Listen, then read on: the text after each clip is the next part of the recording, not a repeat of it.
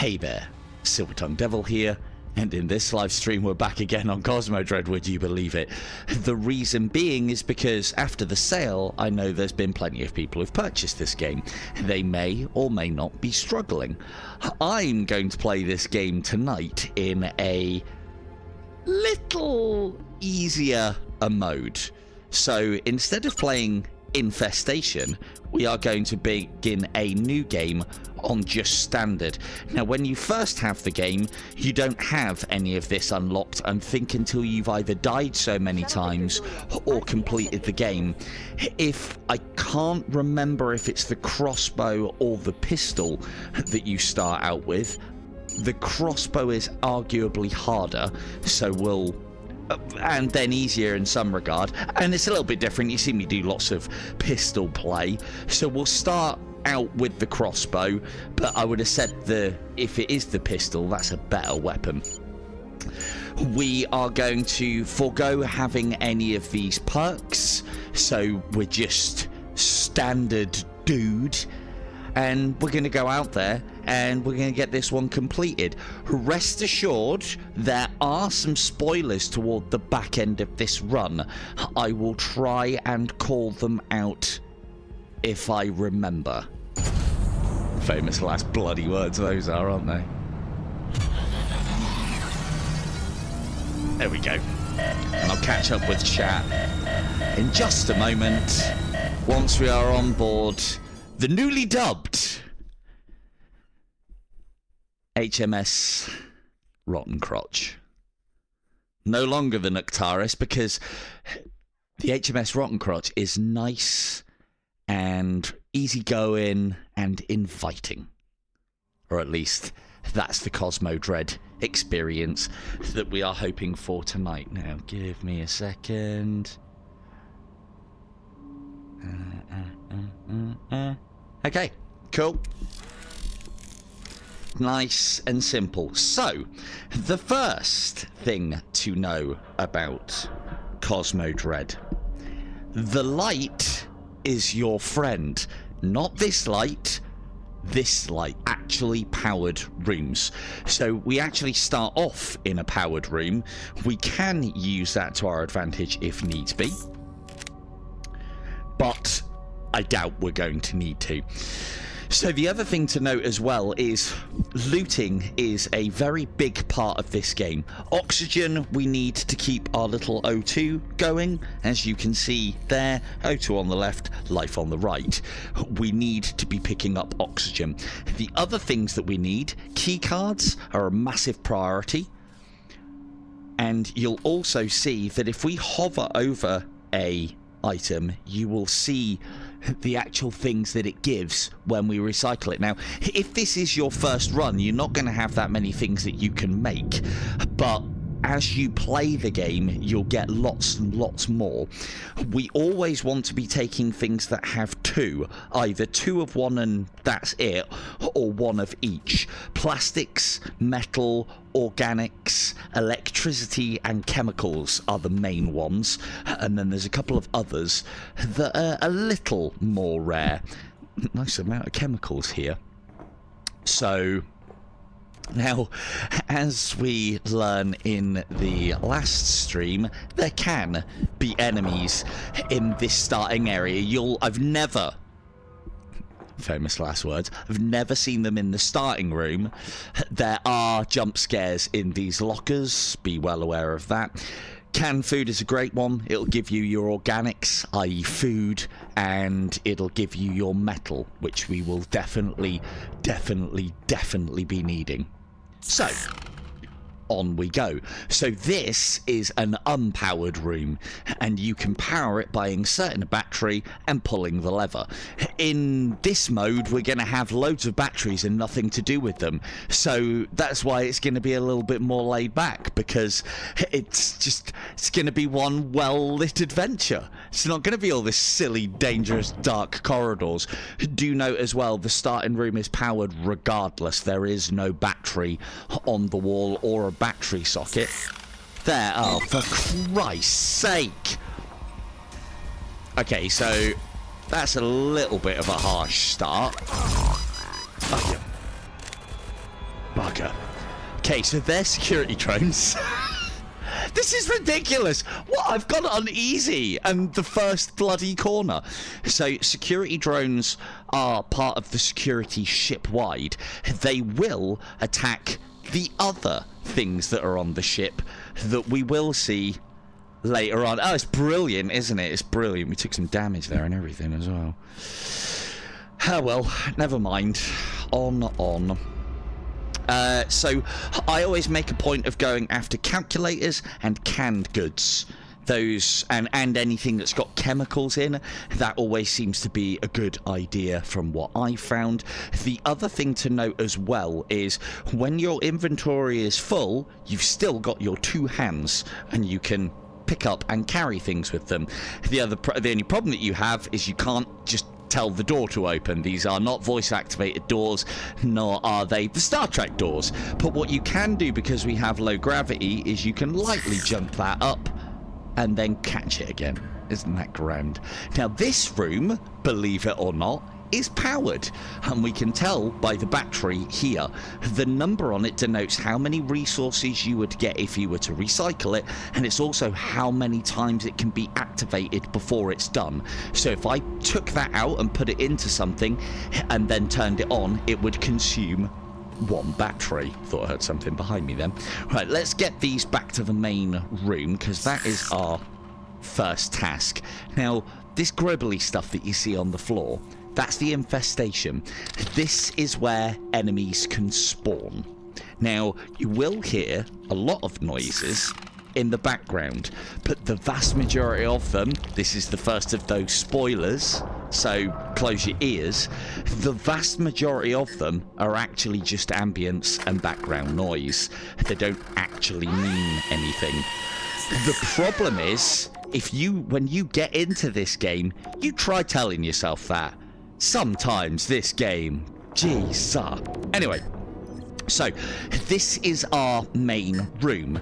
What I'm now going to do is put all of our resources in here. We're not actually going to fabricate everything. We're going to attempt to live off of the ship, because I can't remember what you can fabricate at the beginning. So because I can't remember, we're just not going to do it. Now, before you're able to start fabricating all these goods, and I will sort out the bits and pieces and my oxygen level in just a moment. Before you can fabricate anything, you need to actually put a plan in. It doesn't matter what you put the plan in, you can change it, but you need to have a plan activated for your 3D printer to basically start consuming all of the required ingredients. So we're going to be not doing an awful lot of this tonight, because I'm not planning on making anything. So because we are at low oxygen, oxygen is sort of like your timer in this game, and one of the things I would highly recommend is, whilst you're at low oxygen and back at home base, you use this time to go around gathering up all of the regents. If you don't bother with cups as well, as you can see, they're just worth one and not a double of resources. You want to be taking doubles. When the O2 is out is when you want to be using the O2. You want to be as efficient as possible with your O2 management, because believe you me, you can run out. Oh, there's some more over there. With your empties, what I like to do is I like to drop them at doors that I've cleared or areas that I've been to, because although there is a map on the game, it isn't going to do you any favors like telling you where you've been. It'll show where you've explored, as you can see here, but it isn't going to tell you where you've been. Hello, Scat. How we doing? So what we're going to do, we're just going to go back into this initial starting area. This initial starting area is usually quite light, as in little to no enemies here. The other thing to note on this game is the longer it goes on, the worse things get, because the infestation spreads, and it's the infestation that over time spawns enemies. No, you're quite right, Soren. The reason why I'm doing it is to show you what you should be doing, because Oh, and I'm going to lead to the correct way to play this game, or the correct way, in my opinion, to play this game, which is usually the correct way to play the game. So we're just going back through now, and we're going to pick up these batteries. Again, I'm going to put the resources into the bin, but I'm not going to craft them. If you were playing this game, resource collection, management, and crafting is one of the fun parts about the game. So look at these resources. Cup, 1 plastic. Metal cup, 1 metal. These are not as good as, say, something that gives you ×2 of something, but if you need it, you need it, and if you've got hand space and nothing else to carry, you may as well come back. Now, one of the things that I was always guilty of in this game was over looting. Alien Isolation Beta. Hello, Op. So now, as Soren said, if we're not going to be doing any of this, why am I doing this? Because it's good practice. This is, even though I'm not going to be using the machine, you should definitely be using the machine. We're going to attempt to live off the land unless I manage to snooker myself. Now, one of the things that I was always guilty of in this game is massively over-looting. I probably have now, but I'm just trying to give an idea, I suppose, of the game. And right, so we've got those batteries. We're going to keep those batteries because those batteries allow us to power rooms. Powered rooms can't spawn enemies. Also, powered rooms, thanks Von, powered rooms, also, if enemies die in here, then they evaporate and will not rise from the dead. If they are in a dark or infested area, they will. The light kills them utterly. It doesn't. You have to destroy them with your bullets or with your weaponry, but they don't actually ultimately die. Now, this is the only little concession that I might make myself, because I'm going to be doing a lot of talking. I might use said resources that I've been talking about for oxygen canisters. So just to give you an idea, when you've unlocked all the blueprints of the game, and we've just recycled a battery there, precious batteries, when you've unlocked all the blueprints of the game, you can make all sorts of cool stuff. I would say that the man bag is the first and best thing to get, because it allows you to carry more. Being able to carry more once you've got all the loot you need for fabricating things just allows you to pick up and carry loads more ammunition and various important task items and resources and batteries. Body armor, another given, I think, as well. You are going to take damage as you're playing. If you can reduce that damage, happy days. And the only other one that I really like, but is a, what's the word?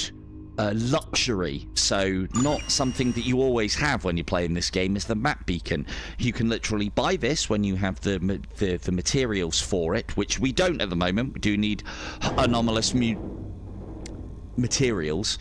The map beacon, once you buy it, allows you to plant it somewhere, and then you will get a line that traces back to that location. So planting the map beacon here is a fucking godsend if, like me, you have a shit memory. Now, one of the other things that we have done here as well is, I'm low on oxygen, and let's pretend that I've completely fully looted this room, everything's gone, and I don't need anything more. So one of the things that you can do, because there is quite a lot of loot in the game, one of the things that you can do is kind of count on the fact that the next place you go off to explore, you're going to find oxygen. You'll get used to doing that as you play.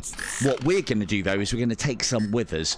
Now, we'll go this way and see what happens.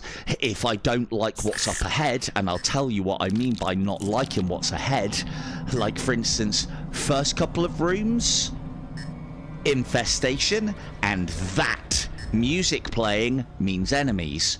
We'll come back here later, because we've barely got any loot. So let's make the game at the start of things as easy as possible for us by collecting all the loot. Close doors behind you as well. It stops enemies, most enemies, from moving through them. And we will check a different route. Keep an eye on your O2 as well. So, and I know this is infested, but I'm just going to go a little further because we may run out of doors soon. Power and oxygen. So this is what I was talking about. There is quite a lot of O2 about the place, but now, again, you should try to be efficient with this, and when it gets down to a tiny sliver or gone, that's when you take it. We'll also use the health because I took that hit right at the start. Health syringe, you jam it in either arm. Make sure you don't jam it too far in, because if that needle does that, the health will drop onto the floor and not go into you. Been there, done that. Now, the other thing that I would mention, unless you are desperate for power, yes, you should be able to hear that annoying beeping in the background over that annoying voice of mine, potentially. Don't know. So I'm going to pick up the things that I would normally pick up. I'd normally be after all the chemicals and all the electronics. Get familiar with those symbols. The reason why I don't bother with organics and plastics so much is they're a dime a dozen. You can find them everywhere, and you don't actually need them for a lot of the items that you need. The other thing to note as well is a battery like that is great for resources. Those are the ones that we want to be taking to put in our machine to fabricate more items. Any ones that are low on power, you want to remember that once you've activated them, it consumes power. You want to use them, the low powered ones, to keep in rooms that are illuminated for our benefit. So, but let's carry on and see how we go. Oh look, another well-lit room and more O2. So we're now getting to the point where we've probably got all the real resources we need right now. So what you want to be keeping your eye out for is lit things, and not that, like, you know, oh my god, that book's fire or something along those lines. No. What I'm talking about here, of course, is things that have that fluorescent glow to them, and you'll see what I mean as soon as we enter a room that has them. Now, note how I'm also avoiding conflict. I don't know if I need to go in there yet or not, but I'm sure we'll find out soon. Right, I'll come back to that room in a minute and I'll show you how to deal with security turrets. I'm sure I didn't put this in infestation mode, I really am. So, when you open a door that is a secured room and has a turret in, you will hear a beep beep noise, and that beep beep noise is the turret descending from the ceiling. Those turrets will shoot hostiles, aliens, as well as your good self. The easiest way to deal with them: sprint into the room very quickly, take the power source, and we did take a little bit of damage from that. Good evening, Mr. Vega. These are the fluorescent items that I'm talking about. These are the ones that, when you've got enough of the components, and there aren't rare components, it is the type. Yeah, I should have put my hands up, shouldn't I? Still took a shot, but if you disconnect the power, because those turrets take about 4 or 5 shots, and if you disconnect the power, you don't have to deal with it. You could also, me and Mr. Holland have had multiple discussions about this, you could also repower this room and lure enemies toward it or back into it. Not a dead-end room like this, that's just a bad idea. So, now, next things next, there was a couple of guys in here up to no good. Yes, so we'll leave them for now. Now, we always want to lead enemies back to powered rooms, and the reason being, as I will hopefully show off now. Hello! Now, the reason being is because they only die if you kill them. Oh, there's 2. Okay. Oh, there's... Why is there 3? Oh, fuck this game, really. It's supposed to be on easy mode. Anyway. Never mind. Oh my god, this thing is piss weak.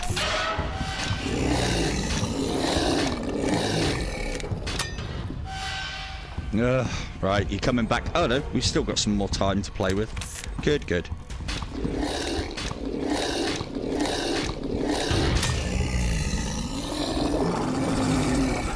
He's behind me, isn't he? So these enemies, I'm glad I didn't kill the last one. That was all part of the plan. Haven't got any ammunition now, though. Can you just... Right, so you can be our demonstration model. Now, as you can see, that I can usually quite easily outrun this guy. And when he does teleport, he'll teleport when the lights blink. So there's not a lot that we can do about him. These guys will take 4 shots, of which we need to go and find some. Can you come round this way? There we go. Hello, Sarah. So now we're going to make our way back this way. And we'll keep our eye on him. He will usually teleport around us. Often when you turn is when they teleport, and they'll teleport then. Like if I turn now, he will probably teleport into my field of view, like a certain other enemy does in a certain other game. So I have got some ammunition back here, so that's great. Let's get you dealt with. There we go. And note how I have killed him in the light. And so his body dissolves. That, if you can hear a beeping right now as well, that's my oxygen. That's can you guys hear that beeping if I'll be quiet a minute? It's very annoying. It's a very annoying beep.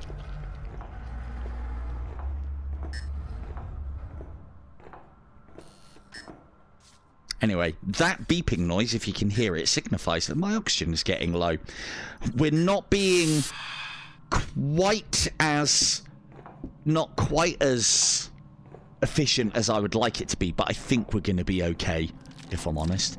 Now, the room that we just came across is a very important one, and this room is one of those ones that will need powering and will need to stay powered until almost the end of the game. If you can find a battery that has a 1 or a 2 in it, this room is a great candidate for one of those batteries. However, I don't think we've got anything less than 3s in our immediate vicinity. But and for sake of speeding things along, what we'll do is we'll just pop a 3 in here. Now, what I mean, we could always get this one back later on. If we found a 1, we could change it over. Because if that's a 2 and we swipe it and replace it with a 1, we've in essence net gained 1 energy. The reason why that's important is energy is the thing that you need to make to make everything in the 3D printer thingy. So, right.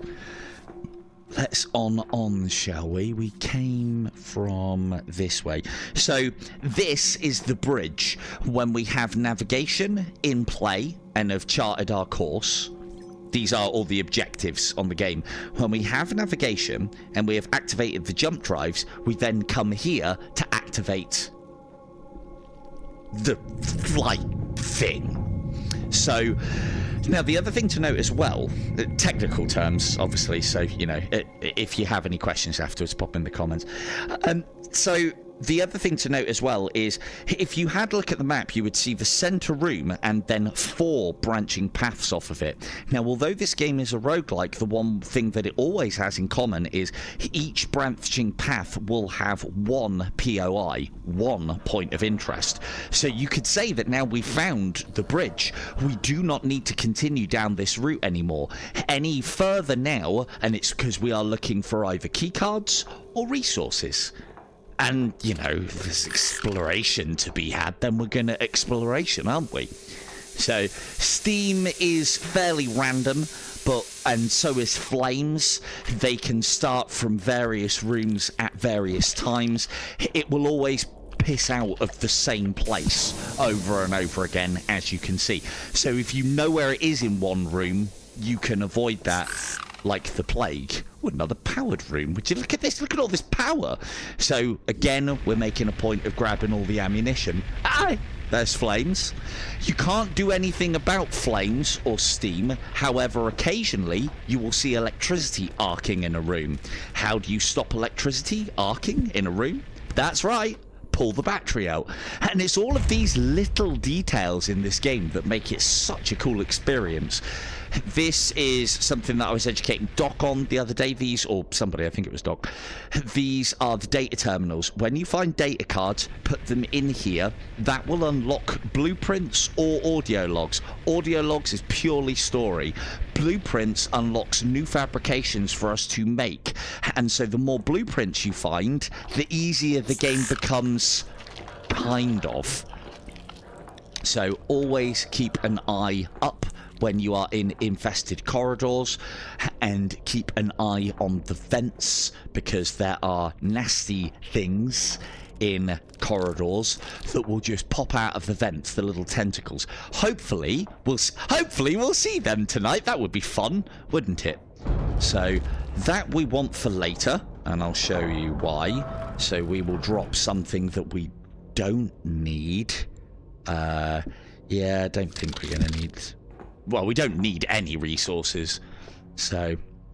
And then the other thing that I would note as well is always have your crossbow or gun on standby when you're in an infested room and opening the lockers. The reason being is because sometimes, very rarely, there is a nasty surprise. So that means that there's something over the other side of that. Now, pistol ammo I would normally take, but there's no guarantee that we're actually going to get a pistol this run. So we're going to forego that, and we're going to head back with our ill-gotten gains. That monster noise that you heard, there's a few things in this game, background ambience-wise. I don't know if you can hear much of it over my incessant rambling, but there are a few things background noise in this game that actually mean something. Thumps usually mean... Ow! I knew that was there as well, memory. Thumps usually mean that there is something either making its way towards you or in the same room, and you will get to know that thump quite well. And I'll try and point it out when. Now, as I said, we are going to be coming back to this room to complete the game. So I find this is a great one to leave additional oxygen cans at, because you're going to be coming back here later on.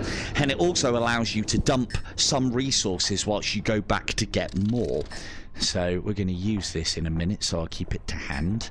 We're going to grab those batteries, because although we don't need them for resources, I can show you something else that we can do with them that actually makes them quite useful. And we'll just have a little look on a little further. And again, we're trying to... Hang on, this was a dead end, wasn't it? Yes, it was. We're trying to make the most of our oxygen at all times. That is one of the high priorities.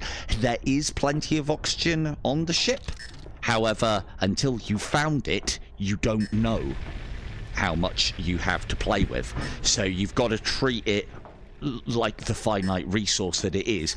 There is probably enough air in the game, in a run, to keep you going for a very long time. Oops. Now, I am going to show you something. So, we know that we have... That's all explored, and there's no points of interest or anything more to go in there. And I have an empty O2 can. What I like to do is drop that there as an aid to memoir, because God fucking knows I need them, that I don't need to go in there anymore unless I'm after, like, pissy resources. And we're not. Now, this is a green key card. We would need to find the green key card to be able to go any further into that. But because we've got the point of interest at this part of the level, we don't really need to go in any further unless we are after resources. And as I said again, the only thing that I'm planning on using is, well, oxygen and maybe a little bit of health. I'm trying to simulate someone playing this from the start that doesn't have all of those blueprint advantages that I kind of have at the moment. Now, we know there's danger in there, and we know there's quite a bit of danger in here. Let's just see if they've wandered off. No. Quick look, anything good? And it's a dead end. So, and you know, yeah, cool. I'll leave you boys to it then if I can. And so we now know that we don't need to go in there either. So other than the green key card, this is done. now. This section is done, and I mean, we are going to have to revisit at some point, but getting sections done is a good idea. The other thing to note as well is if you close off all of the doors but then leave them open to where you need to go, i.e. the bridge, that'll help you later on. Everything else you want to be closing up as you go. Now, we are going to finish off in there and have a look and see if there's any quick resources that we can grab, because we could do with oxygen and ammunition and so on. But you can already see we've got 2 here. We've got... oh, we haven't got any in our inventory. Oh, when did that turn off? Let's pop oxygen on. Now, the other thing to note as well, do take out the items of note before you start dumping things into here. Many times have I recycled something that I really shouldn't have. Like these grenades. Von is the one that you need to speak to about grenades, not me. So I usually recycle them because I blow myself up a lot in this game as it happens. That one is ammunition. Just by pointing at a thing, even if you're not going to use it, it's worthwhile keeping around because you might find something for it later, and you could always recycle it if you did need flammable or metal, but those flammables quite rare to come by. Metal is not, so you don't really need to be. Now, bioorganics is rare to come across, so that's a good find, but again, this is all for the point of fabrication. I'm basically, as Soren asked, I'm playing the game like you should, but without using the items. And basically, you might be thinking like, well, what do you need to fabricate? What do you need? And you shouldn't have to do oxygen. You might need health, and other than the bag, the armor, and then hopefully the weapon that you've got on you is your favorite, because you can a lot of the time pick them from the start. You shouldn't need anything else. So, at least not in this mode. Anyway, not in normal mode. So what we are going to do is we're going to have a quick look down here, see what we've got ahead of us. Nice little room. And here's a data disk. This tutorial's come together great. It really is. I plan these things. I mean, this doesn't seem very well planned, but I do plan these things. Always come back in the little toilet cubicles and have a look on the toilets. There's often quite a lot of stuff in and around here if it's not in the sinks. Now, the other thing to note as well, this is a lit room, but it's a dead end. We can close the door, and so this room doesn't matter. It's checked, it's done, we're not coming back here. Thank you very much for the extra 3 power. See you later, and good night. Now, normally, I would bin this off into there for me to be able to completely out-resource this game. Any game that you can out-resource becomes fairly easy once you've got everything that you need to absolutely conquer it. What we'll do, though, is we'll stack them up here so you can see just how many I would have. Data disks. These are the things that get you the fabrications. Now, you can, and this is why I say to be very careful with your resources. As you can see, the data drive might contain valuable information, but it also will give you electronics. So you could recycle this amongst all that other shit that you have got by accident. I have also done this before. I've also done it with the key cards that you need that lock off entire areas of the game, and you can kind of soft lock your run. There is an item that you will get eventually using these data disks for that, which I'll show off in just a moment. Data disks go in any powered room that has one of these terminals. Just like that. This is in essence your meta progression within the game. So any good roguelike has meta progression. We won't be getting a blueprint because I haven't got any blueprints left. Any good roguelike has meta progression in it. And the meta progression will make the game easier in some regards. But as you can see, I'm not having to do an awful lot as far as ease of use is concerned in this game, and the reason being is because I don't need this. The game kind of gives you everything that you need, so it's kind of, if you're struggling, we've even got a very weak weapon, if I'm honest. So note as well, I have not used my oxygen. Oh, 2 seconds. Interesting, is it not? Oh no, it is. I can see it updating. Hang on a sec. Class B emergency has been automatically reported to the Oh, there it is. Cool. Might have moderated yourself on. Right. Oh, there's the oxygen that we need. Right. So this is another empty oxygen can. I like to stock them up on the doors that I know not to use them on. There's also another use that I have for these as well, and that's why I kind of throw them all in the same area, because I use various combinations or symbols of them to remember what path is down what, because when I'm looking at that map it doesn't show very far into it what is down there. So like for instance, I can't even remember. I think we came out of that door, but I can't be certain. My memory is shocking. Anyway, we're going to go up here next and have a look. Oh, no, we're not. That's a red key card door. We can tell by that. So our last door is door number 4. This one up here. That's annoying, but that does happen. You do have to sometimes reclose malfunctioning doors. Make sure that you do. We've seen my infestation run where I must have forgotten to close one of these doors, and one of the monsters followed me in here, and whilst I was dicking about down there, smacked me one, and game over. Anyway, oh look, more power. It's so easy. And we'll be taking that back later. And more power. It's like a cakewalk. We'll take the chemicals because we're supposed to be playing the game.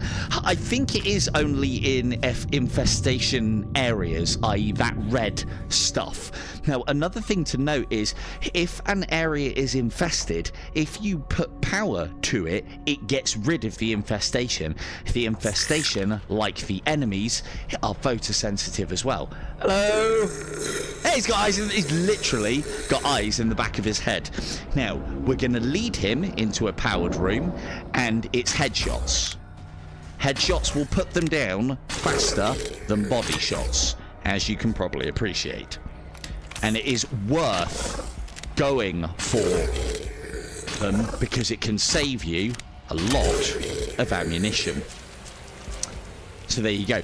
I think there is an element of, because I have got all of the blueprints unlocked, I think it's made it so that the game has more enemies. Or at least that's how it feels like. So anyway, on. I think there is some sort of bearing as to the kind of rooms that you come across and what you will find. Aha! Our second point of interest. Now, when you find these rooms, that's the tentacle I was talking about, you fucker. Now, when you find these rooms, ooh, another data disk, we'll have a look what's on that later. When you find these rooms, it will actually alert you on here, so if you're not familiar with what they are and what they look like, it'll tell you. The tentacle, if you move far enough away from it, they will disappear. You can shoot them and then they won't come back, but if you move away from them, they'll go back and then you can walk past them. These we need. These are these are complete the game items, those green fuel rods, and I'll show you what we're going to do with them in a minute. Now, any room cannot be used unless it's powered, right? I think we've covered that. Fairly basic stuff. So we need to get power to that room to be able to use it. There are a couple of rooms that are unique in the respect of the fact that once powered, they need to stay powered. I'll explain what I mean by that in just a moment with a visual example, because navigation is one that does not need to stay powered. Now, we'll probably use that in a minute. If I've been picking up, we don't need chemicals. Again, I'm trying to simulate. I always make a point. Calculators, fuel tanks, these empty cells. Yeah, those empty cells have got radiation goods in them. These are all the more rare components. Don't go filling up on plastic and bottles and organics. You want to be getting things like calculators. Like, for instance, scrap metal. It's only worth 1 metal. So's a cup, and you would get organics out of it as well. Now, let's have a look.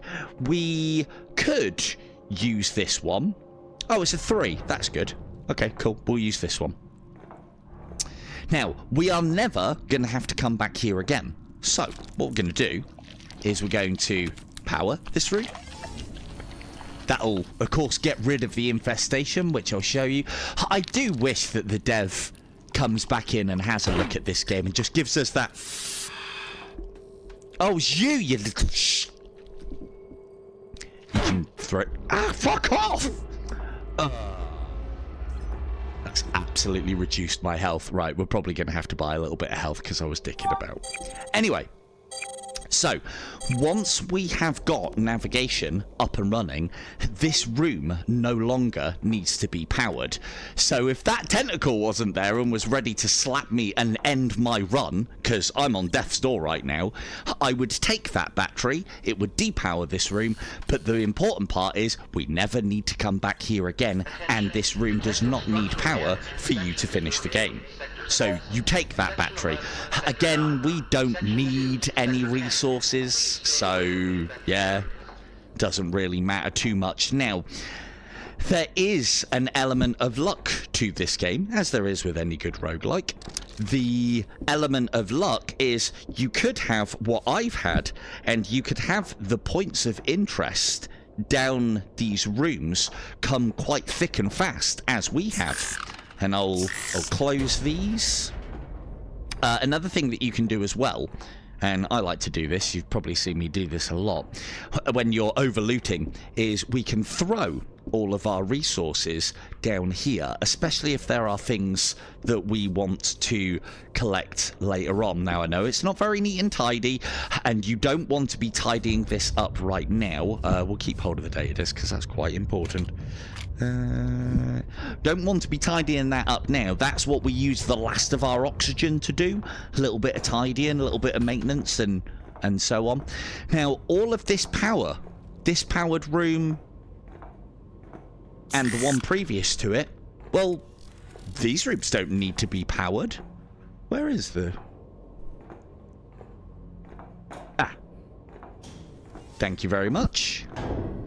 And again, even though these are crap, we'll take them anyway, because, you know, we're going back with an empty inventory otherwise. So even though they're crap resources, that's a good resource, but even though they're crap resources, we'll take them anyway, because, you know, efficiency demands. And we'll take that battery too, because, well, that doesn't need it. And again, we're done now. We don't need, so we can, I can try and remember, if I can, that we don't need to go back there. Now, there is a possibility that the red keycard may be in there, but that's something that we'll come back and have a look at later. So, but I think we'll be okay. We should maybe go and have a little bit of exploration in there, just in case. Now, let's get all of those there. Now, again, this is something that you won't be able to do, and for the purposes of completing this, through my own dicking about, I'd rather not die too early whilst I'm trying to show everyone how to play. So this is, you know, one of the more useful things. At this point now, we've kind of failed a little bit. We're no longer living off the level. So I do the other thing as well. You can use your empties for these, but we'll put that one down there. Let's get... Whoop. And I'll be playing... Oh, hang on. Is... What, just now? Or... Oh. Soon. Soon. I have something in mind.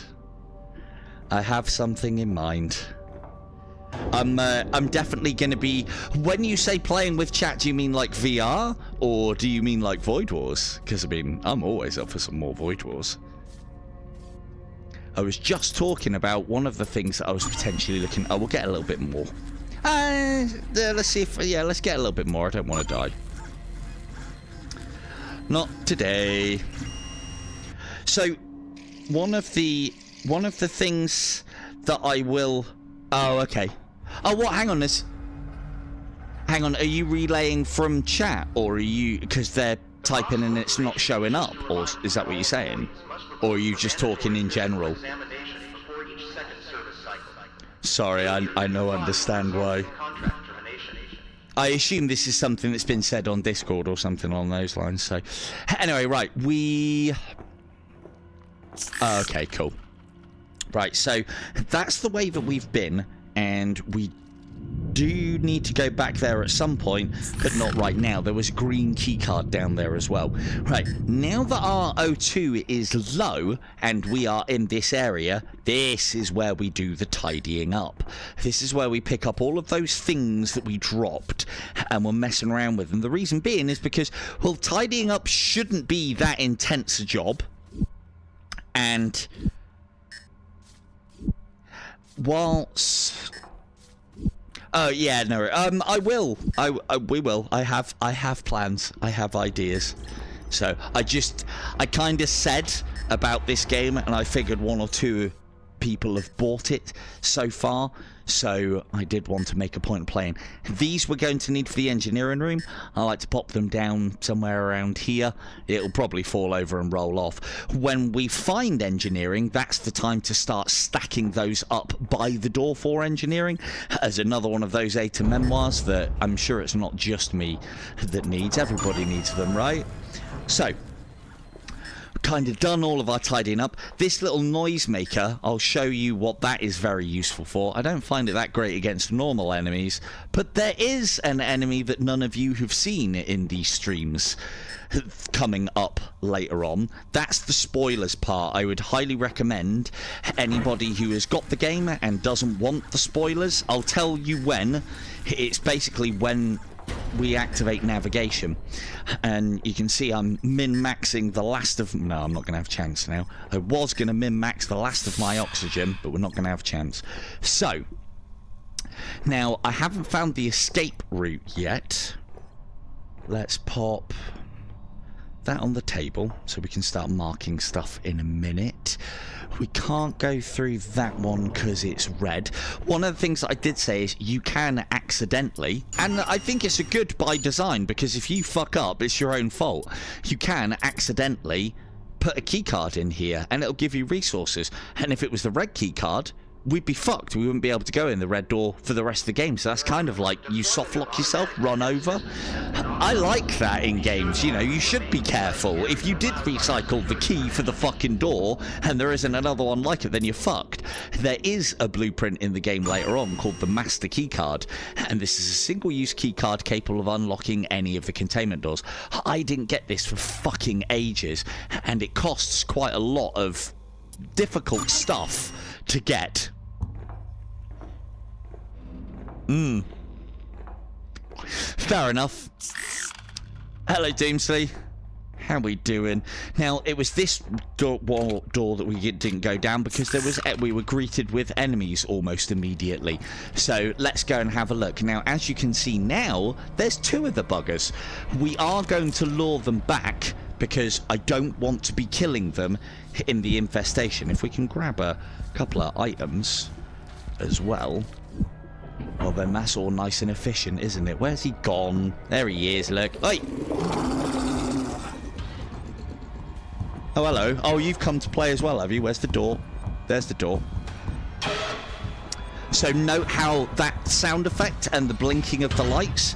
Now, one of the things that you can do is shoot them, knowing that they take 4 hits with the crossbow to slow them down, but do not kill them until you are in the light.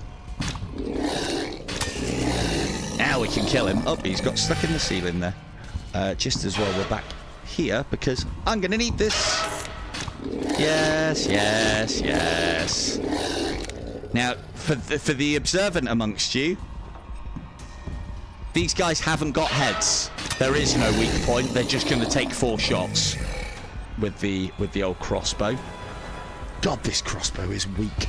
Now, the other thing to note as well is as the game goes on and as you get more fabrications, and yeah, hey Doom, if I didn't say hey Doom, as you get more fabrications, you will get more options of weaponry to start the game with. The lightning gun, although is kind of like a melee kind of gun, and I'll hopefully demonstrate using that later, the lightning gun is probably one of the easiest ones to play with because you then don't have to worry about ammunition for it. So the other thing to note as well is if you open a room and you hear the music, which hopefully the sound effects are loud enough for you to hear it, that means that there are enemies in the room.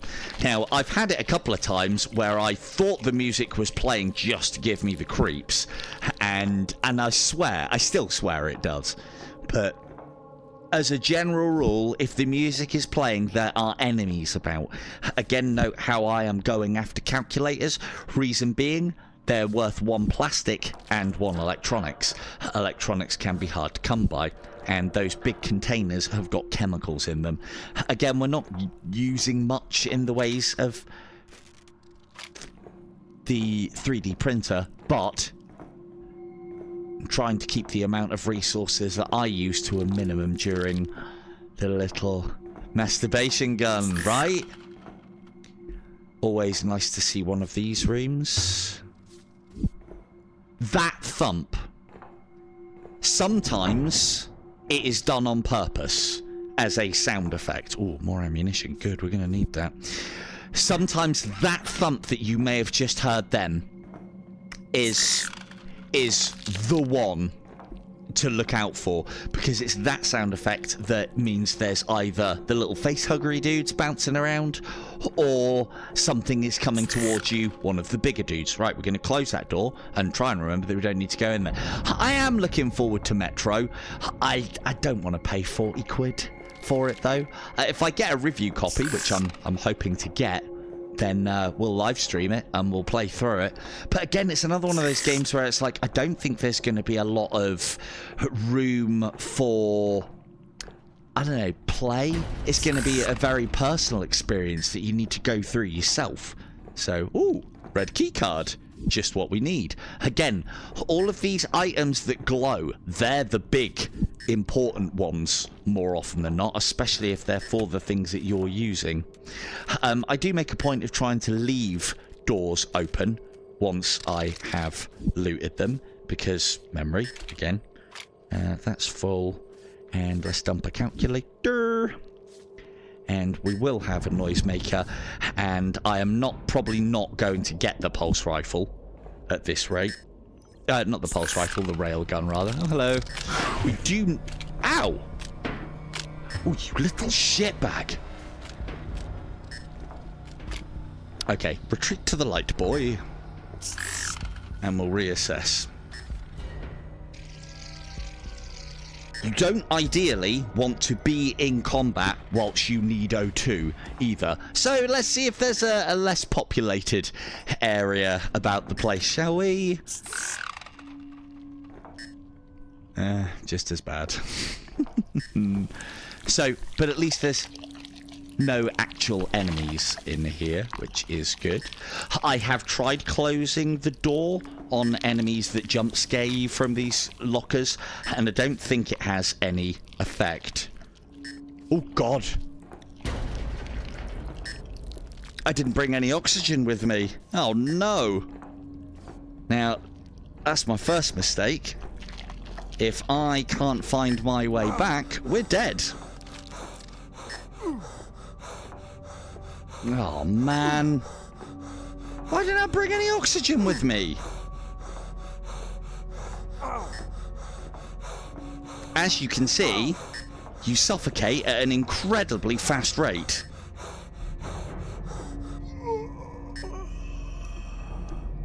Oh man, this guide's not going well at all. Shit! There is something we could have done in that circumstance, but I don't want to cheese the game too much, if I'm honest with you. That was all because I forgot to take oxygen with me. First lesson, never forget to take oxygen with me. Now, lucky I played on easy, right? So the annoying thing is there was probably oxygen in that room that we were fighting into, but I thought I could make it back. So this actually does give us something to have a look at now. Now I can speed the process up of what I was about to do a lot easier, so that you can see everything that needs doing, but in quick time, which is what I was planning on doing a little bit later on after we completed that one. But yeah, that wasn't so good. So Always have oxygen with you, or at least be leaving the main room with full oxygen. There's the problem that I have is I'm trying to educate as I'm doing, and it's wasting a lot of time. Don't get me wrong, that's why I'm here, so I'm not blaming that, but that will explain why my gameplay might not be quite as good as later on. But there are some important points to note from all of this as well. So as you can see, hub, bridge, engineering, escape, craft, or what have you, and then I believe this one here was navigation. Now we would have had quite an easy run of it. One more turn and we would have had engineering done, and the navigator, the shuttle launch bay was very close as well. They usually are somewhere in the middle of each little section that you go off of, but occasionally, am I right? Wow, that's a first. 2 sections actually joined. I don't actually think I've ever seen that before. That's cool as fuck. Anyway, so if we can get, ideally, in an ideal world, you would hit navigation first, engineering next, the piloting area, the cockpit, that's the one, third, and then you would go to this, you would find this one last. But you kind of want to find this one somewhere amongst doing that order, because you want to know where this is and how to get to it for the kind of end game bit, which I will hopefully show you now. So let's not nerf ourselves. I'm pretty sure someone who started this game fresh, because I wish there was profiles on this, and I don't want to delete my user data. As you unlock blueprints, you get better starting things. I don't want to delete my user data. It took me ages to get all of those blueprints. I was very proud of myself. We'll take the pistol, because I think the pistol is the starting weapon, but I genuinely can't remember. It's so much better than the crossbow as well. The other thing to note is, here's me saying like, oh yeah, you know, you can complete this game and you can live off the level and blah blah blah. You can, but you have to be very careful. The game is not set up to allow victory the first time. It used to be achievable, but then I think the dev changed things. So, and it still is achievable, but you have to have a real good run of the dice and be lucky and not trying to explain everything. So what we're going to do now, and the other thing I would mention as well, is what you should do for your first few runs is not think about trying to complete the game, but trying to get data discs, because the more blueprints you can get unlocked, the less random a factor you have to rely on the game. Again, like any good roguelike. Anyway, so for the purposes of, because that was quite a bit of work and it's quite slow and long and laborious, what I'm going to do is I'm going to put low G boots on, which increase my speed but reduce my inventory capacity. Doesn't really matter. And then we're going to put the pistol on because it's a little bit more capable. And so now we'll be able to travel a little bit faster. I'm not going to make a point of like juking or dodging enemies. You only really need to do that in infestation mode, if I'm honest. Also, there was a lot, again, the whole luck thing, there was quite a lot of key cards in weird places on that one, as in doors that needed unlocking to get to places. And we just got the red key card as well. So the one thing that I would say is I'm under the impression that low gravity boots is probably the best perk in the game. I used to think it was the increased inventory capacity, but that comes with the risk of low health as well. The beauty of low G boots is obviously, you know, it just speeds the game up massively. I mean, we didn't do great to begin with either. What the fuck? Oh, okay. Fine. Ow.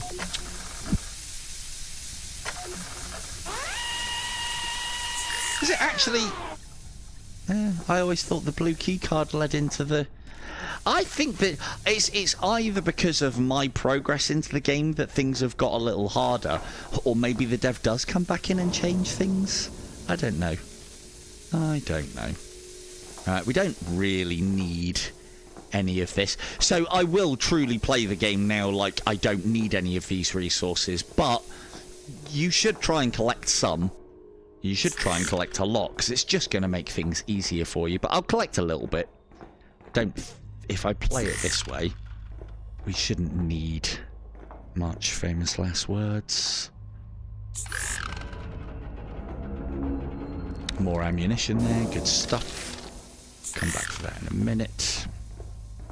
A lot of resources we're leaving left behind there, but it should be fine. This is another thing to note as well. Sometimes the main room can be unpowered, and sometimes there can be enemies in here as well. Both situations are a lot of fun. So we definitely need to go back and find a battery. And... right? That's what it feels like. God, every time I turn this game on, it's uncertainty, and I'd like to think that this is one of those games that I can kind of make certain. We don't want to be using high battery numbers for the room that is basically going to stay on for the rest of the game. We want to be looking for a wanna. We want to be looking for low battery numbers. So let's... as you can see, with the amount of speed that I've got now, this is why I rate low grav boots over all of the other perks, is that I don't need to worry about taking oxygen with me. As soon as the beeping starts, if I check and see I haven't got any oxygen, I can get back, as long as I can remember the way back. And then that, my good friends, is where the map beacon thing comes in. Fucking gas, man. Right. Might as well close up all of these doors as well. There is one enemy that I am aware of that can open doors. We haven't seen one yet, and I will point it out if we do see it. So as I said, I'm going to do as little looting as possible, but we will take all the batteries.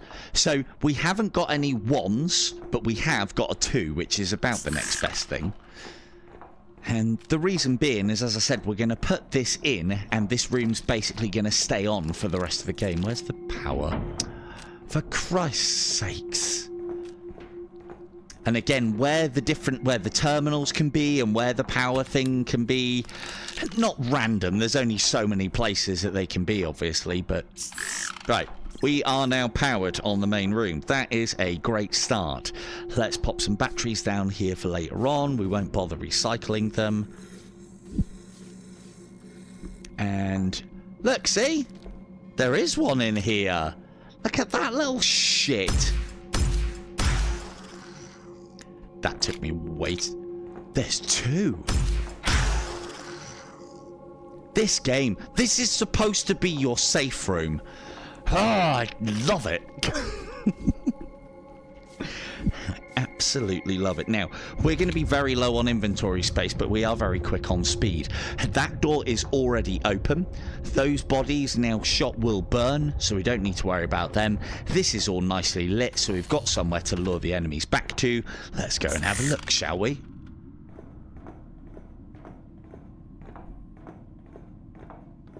Listen out for the thumping and a bumping, just in case there's any enemies about. We'll have a quick check in the lockers as well to see if there's any additional resources. A secondary weapon. You do have a slot to put your another weapon on, and a secondary weapon is not a bad idea.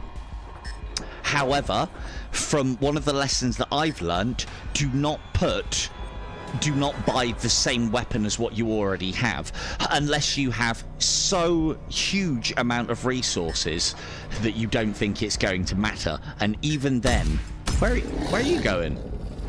Come on, dickhead. I ain't got all oxygen. I mean all day. There we go. Off you go. 2. He's behind me, isn't he? Nope. Oh, is he teleported? Oh, for fuck's sake. Come on. So, note again, I am luring him back to a lit room. Fucking game. Oh, good, a security drone. Yay! Now, he could put some work in for us, but he's probably not going to get a chance to. And this is navigation. This needs power in. We can activate this, and we are gone. And that is the best one, I think, to find first. There's our power. Let's have a quick scrounge, and it's a wanna that we like. Let's have a quick scrounge, see if we can find any quick resources to grab. And if not, we are out of here. We'll grab that other battery.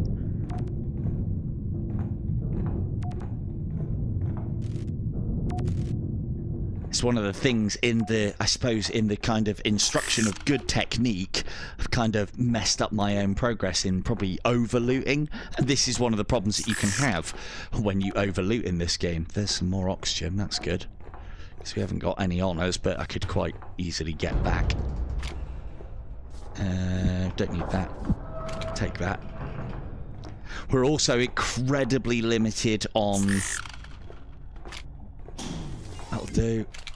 We're also incredibly limited on space. So good, dead end, this we like. I'll grab a data slate. If you are in a powered room, do have a look around when you have a data slate, because you may be able to just jam it in the terminal and then it's done. The other thing is, it doesn't matter if you complete the run or not, it's just about getting it in the terminal. There's nothing worse, like I just did, of dying before you can get your data slates in. When you're first starting playing this game, make it a bit of a priority. So right, we are heading back to navigation now, I think. Probably. Memories. Now, the other thing that you should do, because of locked doors, oh no, we've explored that. It is a good idea to explore as much as you can. I know I've been, because you want more resources. I know I'm kind of just blazing through at the moment. Like, here's a terminal, and it also frees up some inventory slot. So that's done now. That's another data slate down, and that's freed up a little bit of inventory space to pick up an extra battery. Lovely stuff. Let's have a quick look and see how extensive these are. More oxygen. This is good. What I'm basically looking out for here is... Ooh, ammunition. Don't need that. Normally I would keep that. Yeah, we're not going to need it, are we?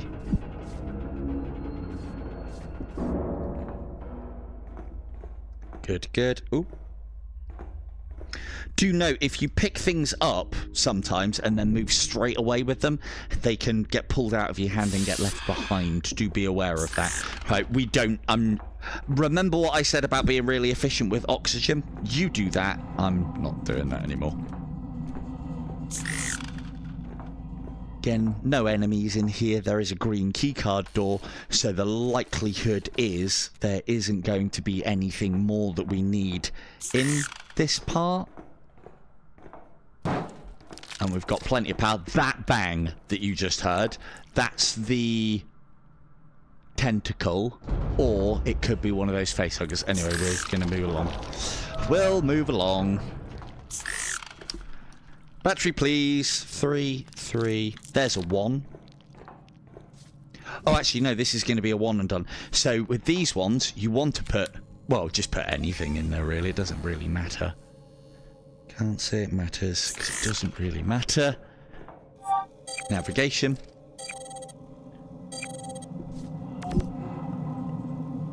Cool. Navigation done. Now we want to be heading back to the main bit. Don't think there's anything more that we need. These are great.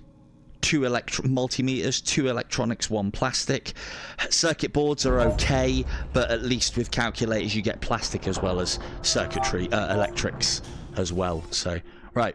So we're done with that now that navigation is done with. So this can be carried with us. And we are heading back to the main room now.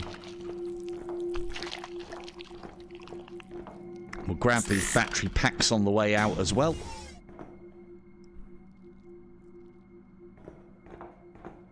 And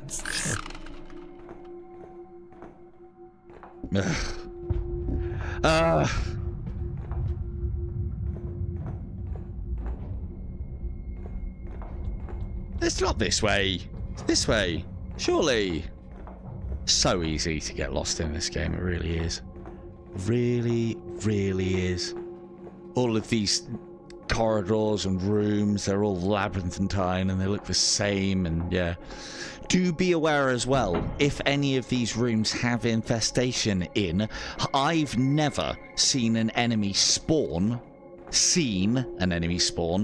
in the same room as me, be it in the dark or infestation. I don't believe they can spawn in the dark. They can... Oh, this is a dead end.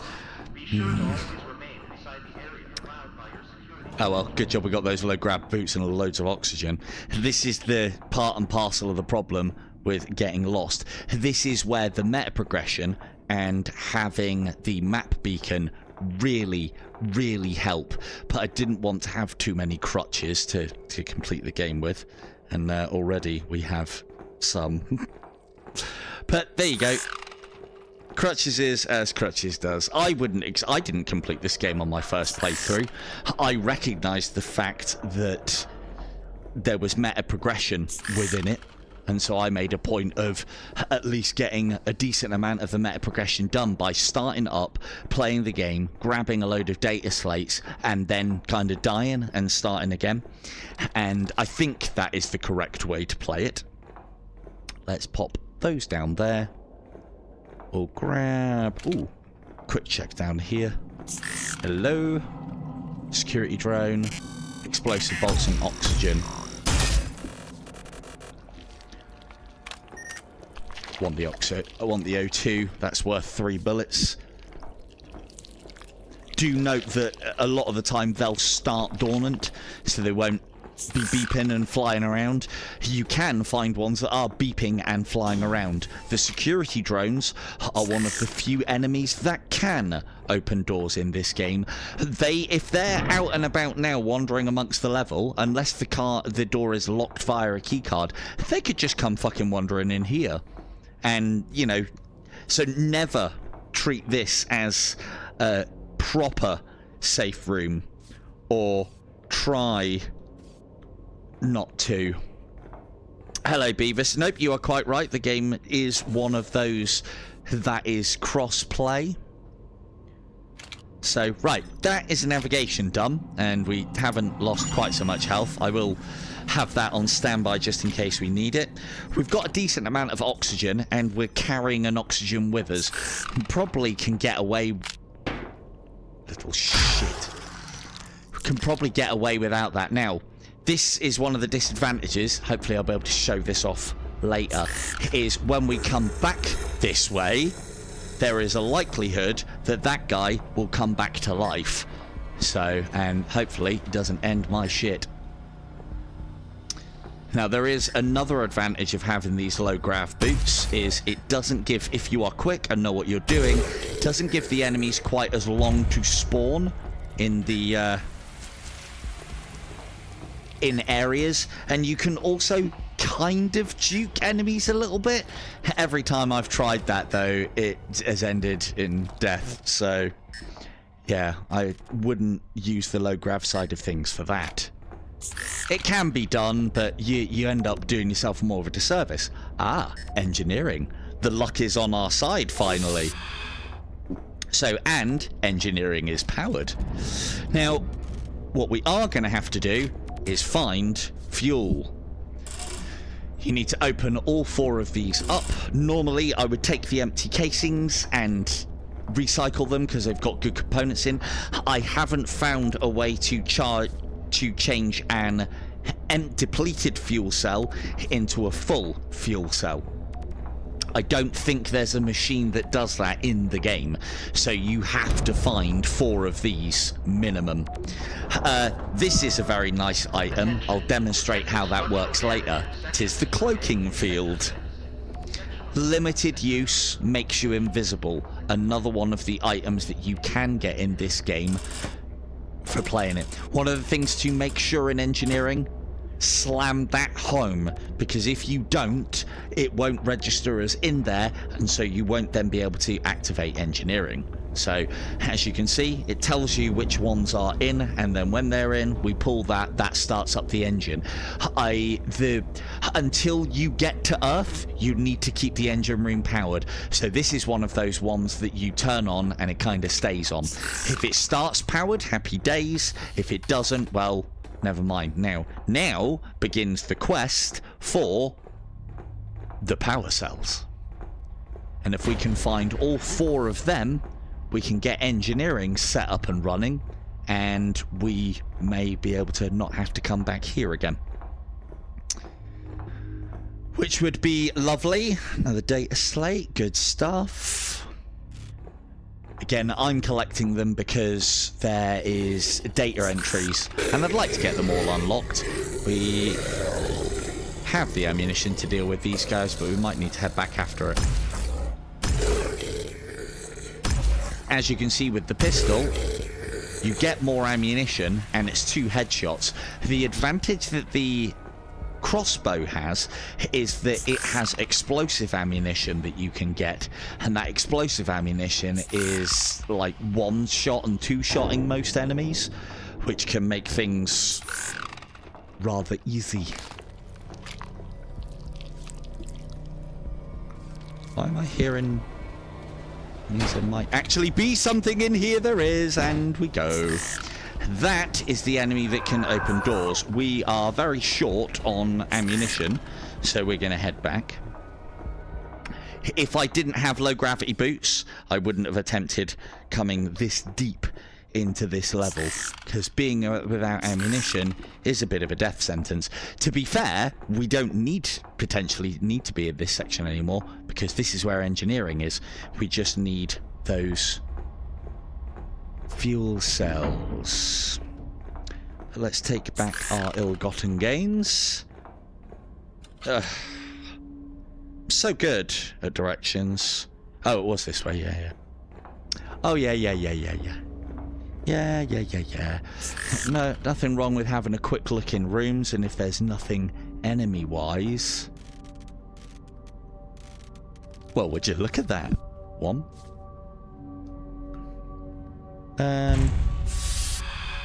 I think we'll be alright. Again, not very efficient, but... Don't do what Donnie Don't does. At this point, I'm basically speeding through the game now to try and kind of show off some of the more advanced concepts and some of the other bits and pieces. Reed can't complete the game from start, has to use the cheats. So that's 3 of our 4. We just need 1 more.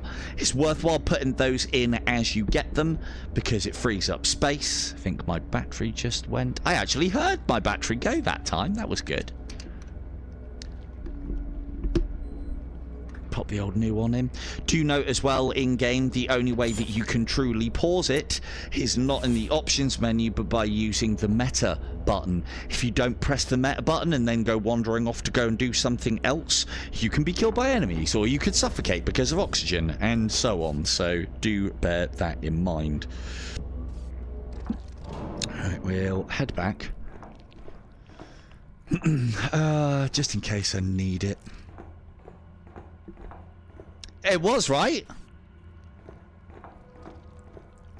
And he's already quit. See, Vaughn, I told you this gig's hard. Ow! Oh, look. Look who's back. Come on. So, little class example there of why you lure the enemies out into the light and don't leave them in the infestation mode. That is the one that we killed previously. Why is it a problem to leave enemies and let them respawn? Well, if the answer's not obvious, this guide probably isn't going to be a lot of help to you. But at the very least, can you actually put them up there? You can, because they take a little while to do their thing. If the answers should be obvious in a game where you are limited on things like ammunition and oxygen and so on. Every enemy that you kill and comes back, I mean, they are going to regenerate from the muck anyway, from the infestation anyway. But every one that you kill in the darkness is just one that you definitely know is there. So, right, We need one more of those for engineering. That's the cloaking device. I'll show that off a little bit later. I very rarely use it. I just used it once to find out how it actually works. Because we've got a little bit of time, let's just tidy things up. Again, I would be using all of these to fucking out-resource the game, but what I do find in the way that I'm playing it at the moment is you don't really need to. Right, let's have a look down another door. Let's take some fucking if only I was being this on it when I was playing previous. Now these wanners, are great for powering rooms that need to go on and stay on, and hopefully... Why are there so many enemies? I never remember there being this many enemies. You know what? I do believe it's because This is an infestation mode! Why are you all here?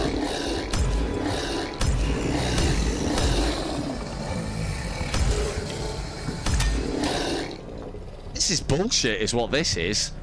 Oh, man. We have ammunition already. Almost. Okay, well... That's a problem. Okay, so what I'm going to have to do... Oh, we haven't got any power. Shit! So, what I think happens then, or what I'm quite convinced happens now, is that as meta progress is made in the game, I think it... but it doesn't tell you, like In Death Unchained does. As meta progression is made in the game, I think it makes things harder. We're just going to have to buy... I mean, I could probably run down there and find some ammunition and fight this guy, but I'm going to have to fabricate some. Otherwise, it's guyed over, isn't it, really? Oh, actually, I've got... Oh, just enough. Okay, let's see if we don't have to use that. I'd like to do a run without using the bloody... Where is it? Without using the fabricator. But yeah, that amount of enemies is silly at the start of this game. It really is. I could have just closed that door. I didn't realise there was like fucking 6 of the bastards down here. How many it was. But that was... Oh, I was just about to say that was probably all of them. Anything on the shelves? Nope. Okay, well, you can stay in here and we'll do our normal tactic of not. Just not. Let's see if we can pick up some ammunition without using what we have.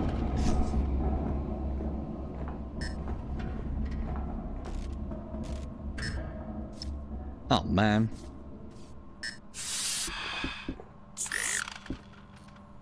I tell you what, though, this is one of those games where it's like, yeah, I can play this. Oh, yeah, this game's easy. In easy mode, it's easy. And then it just, I don't know, man. It's you press the stream button and all of a sudden, not so easy. We need to get you out of the way. Come on. Follow me. Right, we're going to have to... If I was out of ammunition at that point, which I've now had to use one that I haven't found and have fabricated, I need to lure you back to a powered room. Where are you? Hello, this way. This one's powered.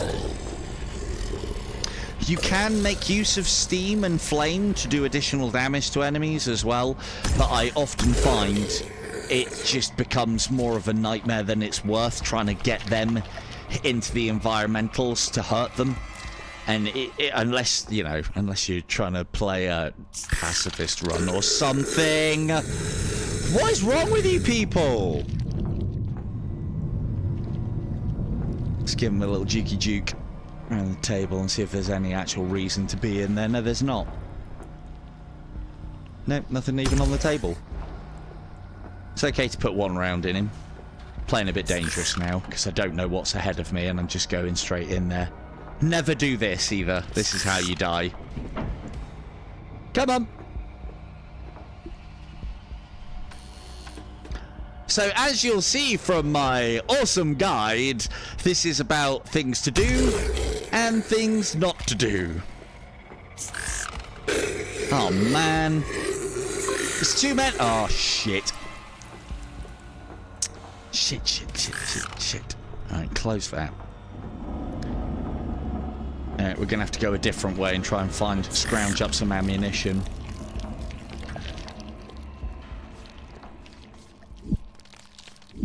Attention, an emergency has been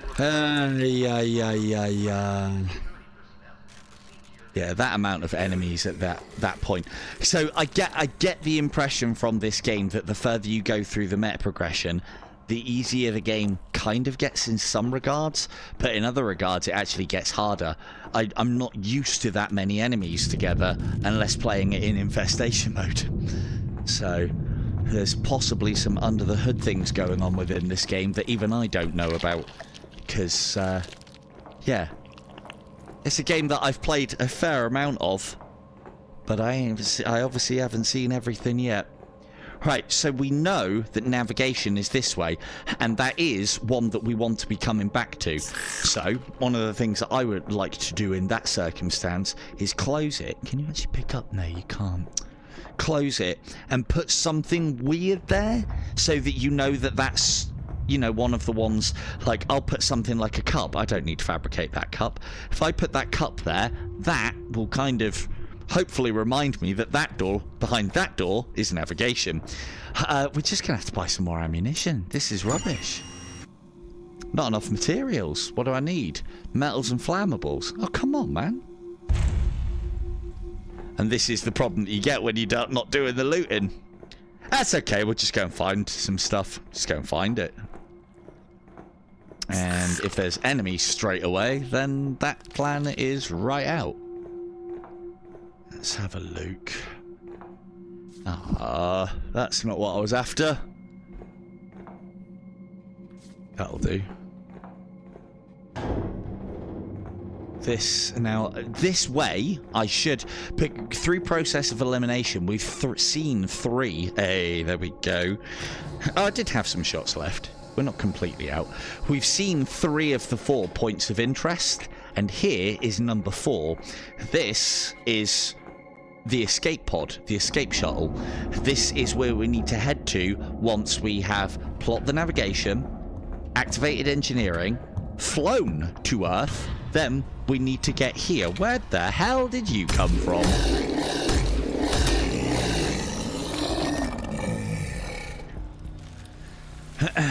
We are going to need flammables. Again, one of the things I do like to do, because it's a point of interest and you sometimes end up coming past this or back this way, or you might be making a run for this at the end, is put an oxygen, or well, 1 should be enough. Put an oxygen in there and leave in these things. Where you leave them is where they'll stay as well. You can be rest assured of that. And we've got plenty of oxygen. Had to double check. Now we're basically at endgame here. All we need to find is fuel cells, and it's game, basically. Which is good. Alright. Don't need to be quite as efficient now, but we're also after ammunition as well. Fuel cells do like to hide in these. That's the electricity that I was talking about. If you can't time getting past that, you can deactivate the power to the level, to the room, and that will shut it off. Come on, it's big and fucking green. There's got to be some around here. The other thing to note as well is that the fuel cells can be anywhere in the entire level. They're not necessarily going to be in the engineering section of the game. I've had them turn up like right at the start. Well, probably not right at the start of the game, but I've had them turn up in all sorts of weird and wonderful places that are not in the, like, what would be the engineering section of the game at the time. As a general rule, if you enter a room and you don't hear the music, then you're relatively safe. Come on, where's this? Where is it?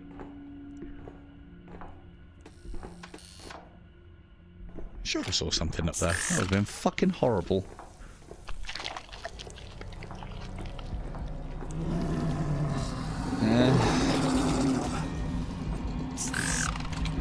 Let's try a different door.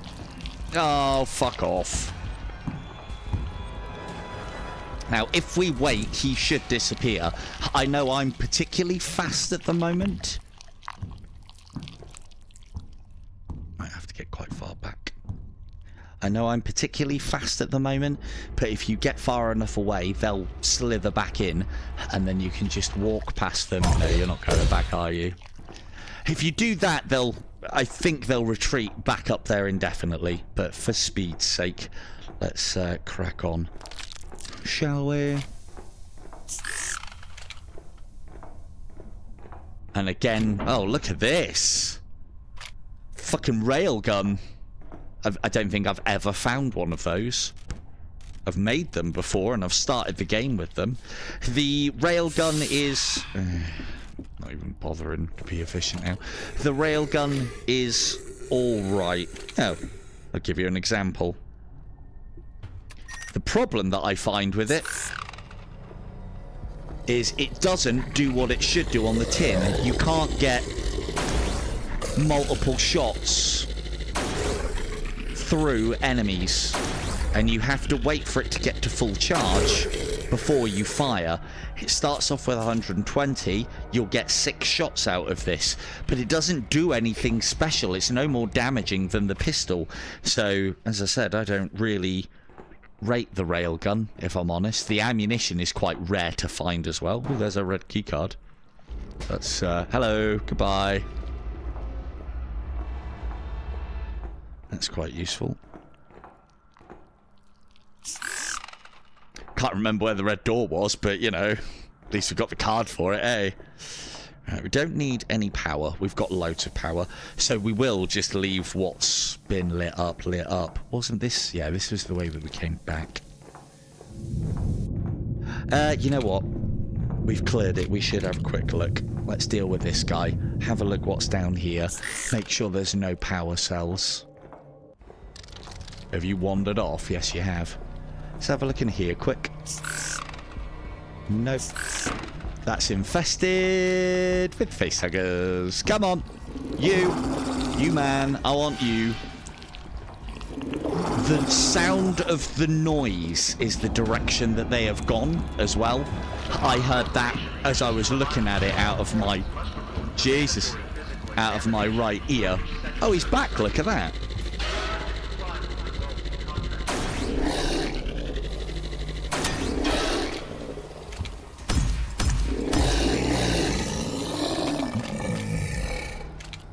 It's almost disastrous, wasn't it? Is that empty? It bloody is as well. Ah, well. So there's the thing. They do come back. If you get past it quick enough, it can't hit you, though. So, it's also good. Still on the hunt for... I thought that was his eye then. It's his neck. We're still on the hunt for power. We just need one. And if we can find it, that's game. The other thing to note as well is lit rooms are, by and large, safe. As in, you shouldn't get any monsters in a lit room if you haven't explored it previously. I'm going to play a little bit loose now. Kill those, because again, this is dark, they won't dissolve. I'm just quickly having a look past here. Oh, piss off. Didn't close the door in time. And, oh, we've got the ammunition. Sod it. This is one of those times where I'm pretty sure that this is a dead end. Now, although we're killing enemies in dark and non-lit areas, which means that they'll come back to life... Do need that. We shouldn't, if we can clear this, we don't need to come back here again. Be very aware of the bunks and just underneath them. And if you see something lumpy there, you get ready to shoot it or you run. Look at this with 2-gun crutch. So yeah, I don't mind you killing these ones if you're going to close that door and never go back in there again, because we're done there. We don't need to go back in there anymore. Now, I do need to find where that red key card was that I dropped. I dropped it somewhere around here. I think it was back this way. That's a shotgun round, by the way, the red ones. Shotgun in this is... Again, a lot of the problems with the alternate weapons in this is they're just not quite as good as the pistol. Or, if you have explosive bolts for it, the crossbow. I don't think. We've been that way, which means it's back this way. So we're done in here. There's no reason for more. Having said that, we're done down here. There's no reason for us to come back this way, except for when we are completing the game. But I know, Von, I know. Put shotgun, though. Right. I'm going to keep hold of this, because this is one of those rooms that I like to mark. Just want to make sure that there's no rooms leading off of rooms that might have... No, that's good. Cool. Right, so... Remember how I know... I need to take this with me, though. Hang on, let's put that there. Kind of half don't want resources to be in there now.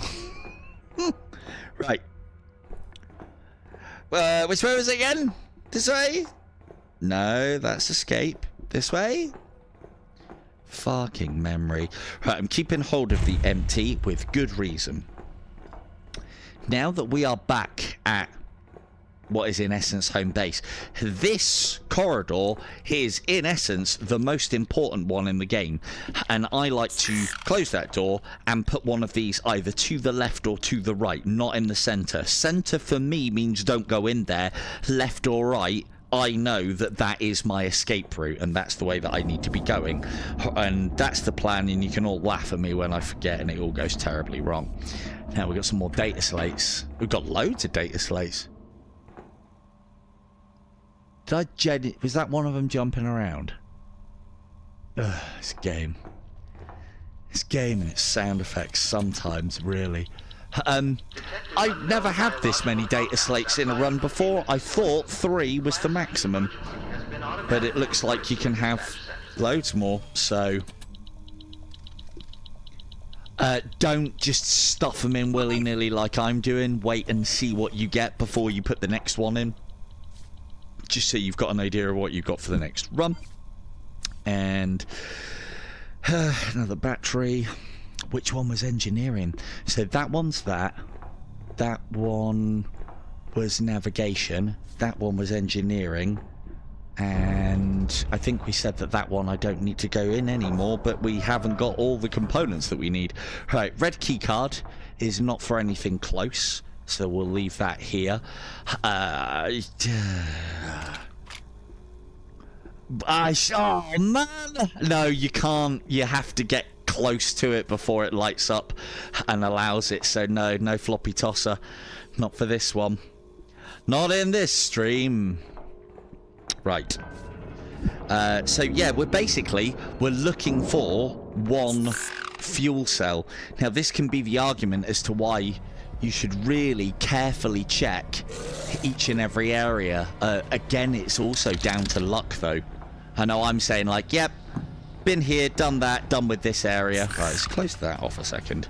We've got plenty of O2. We just basically need to find... Right, so we know what that is down there. We know what that is down there.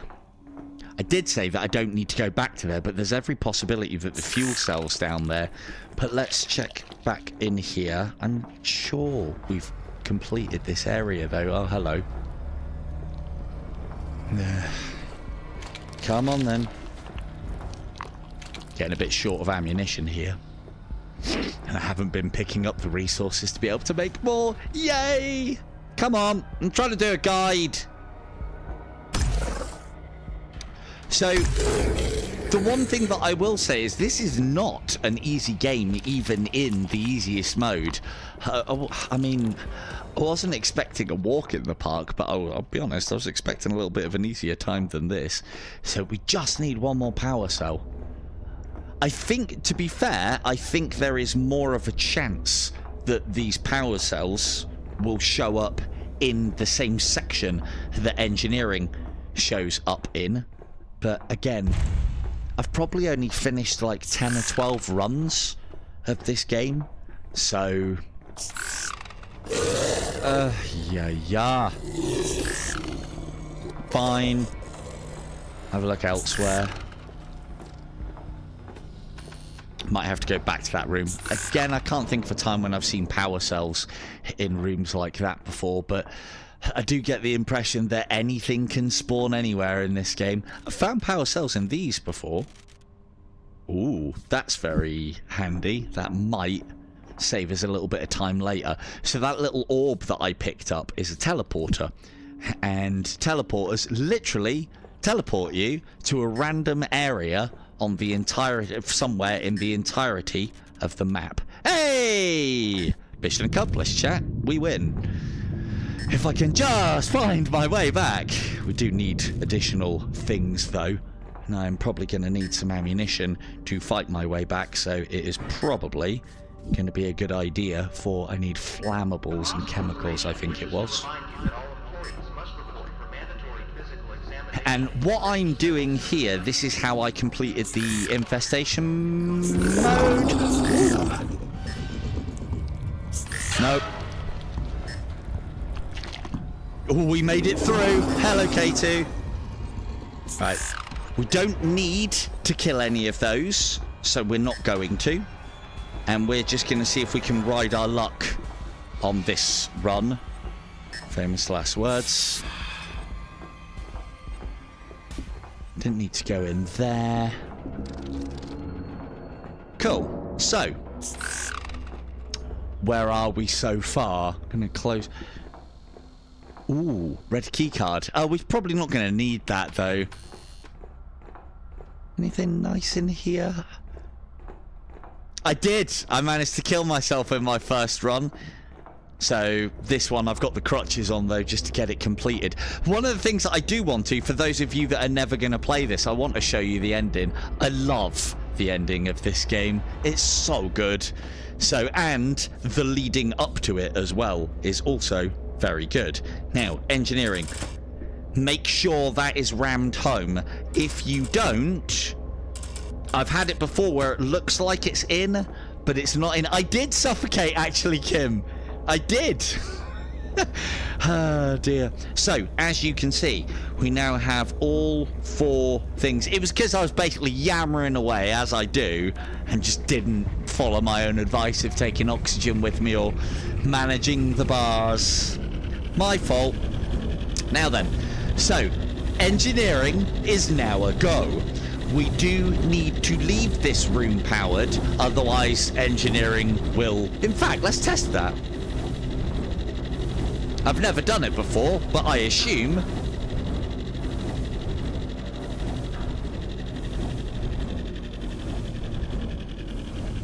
Yeah. So, that's sounding like engineering has shut off. Now, I would imagine we would then get to navigation, and it would say, nope, can't travel, engine not on. So this, of the 4 objectives, is one of the ones that needs to stay powered. Right. Oh, fucking hell, Von. Zing! Remind me to show you no mercy next time we're playing a multiplayer game. That was fantastic. Well done. I'd say somebody should clip that, but I'll edit this at the end and then it'll ruin your clip. So maybe not so much. Or maybe wait until after the editing process. So, as we were talking about previously, we are now at end game. So, we have activated the jump. We found the jump drive, activated the jump drive. We have set the navigation coordinates. Remember that we didn't need to keep that room powered. We found navigation and set the navigation coordinates. We took the power from that room. We found the jump drive and activated the jump drive by getting those green things. So that's now done, but engineering, I believe, needs to stay powered, and I'm not going to test it now, but it'd be stupid if it didn't. Even if it doesn't need to stay powered, I'd leave it powered for the reals. Now we need to find the bridge, and we know where that is, and we left that powered for the very specific reason of we're always going to go back to the bridge after finding it unless we got these two done first, and then we're simply going to jump back. I left a nonchalant, useless kind of item in front of the door to denote navigation, and I have left an empty O2 canister to denote the escape. Now, I'll take some oxygen with me. I don't think we're going to need it, but this is part of the reason why I left some oxygen at navigation, because I knew that I was coming back there at some point. And it's just one of those things to try and prep. Now this, for navigation, we did all the hard work. We left all the doors open so that we have a route to follow. So basically, if the doors are open, that's the way that we need to go. Unless, of course, it's not. Shit. This is not the way. Best laid plans, eh? Best laid plans and all that. I thought I'd closed all the doors. Obviously, I didn't. I'm doing a lot of those don't do what Donnie don't does things, aren't I? Oh, man. Completely the wrong way. I think I might have opened the route up and then gone a completely different way. Let's go around in circles for a bit. That sounds neat. Where's the fucking bridge?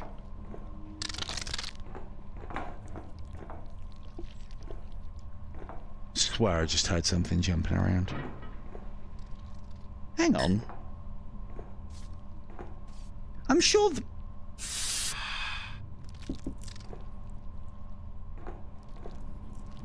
But it's saying that this hasn't been explored yet. That's impossible. Oh, hang on. Hang on. Is it? No, it's not that one. That's the main room.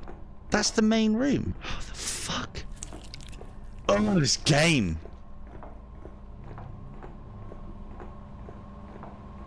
I swear, I found navigation and we powered it, but then this is the other problem that you have as well when you kind of do back-to-back runs.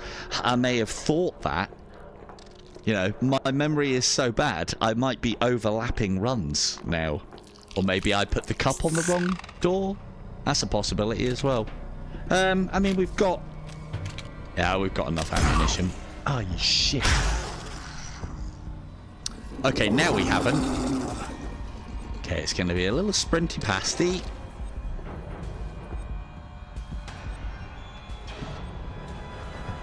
So again, this is another one of the uses of the old low G boots, is there are circumstances where you can juke past enemies, although he's going to be a problem on the way back. But we'll deal with that when we get there. Oh god, that's tentacly. Hentai porn incoming. Right. See, it says that this isn't explored. Oh, it must have been another game. Fuck. Oh, man. Right, okay, well, maybe not as much game as I thought it was going to be. Chat. Maybe. And now this is going to be difficult. That is a problem for future, Rob. You are not wrong. Right, we need to find flammable materials so that I can make some pistol ammunition so I can fight my way onto the bridge. Ugh. Hey, this is the problem that you have if you don't do all the looting that you should be doing, because I've been doing barely any. What I should have done is manufactured that bag, that Gucci bag.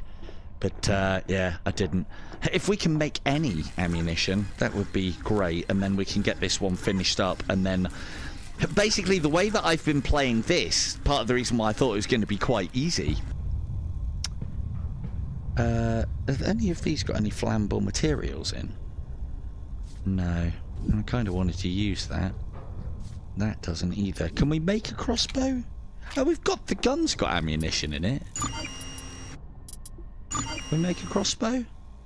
Electrics and metal. Oh, well, that's easier to find than... flammables.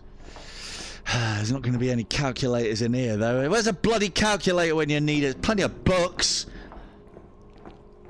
Thanks, Fawn. And even though I thought this was going to be, like, not a cakewalk, but fairly straightforward, I've still had a couple of jumps tonight. It's great. Such a good game. Highly recommend it to anybody who's interested in this sort of stuff. It's really good. Really good. Great. Really great. It's great. It's great. I don't think we can do that. Oh, calculator. Okay, that's a start. It's this game and this game alone that has got me excited for calculators.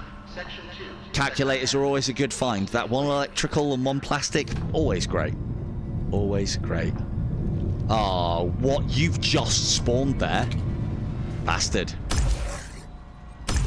Oh, nope. They found a way through because I left one of the other doors open. Oh, man. And juke, juke, juke.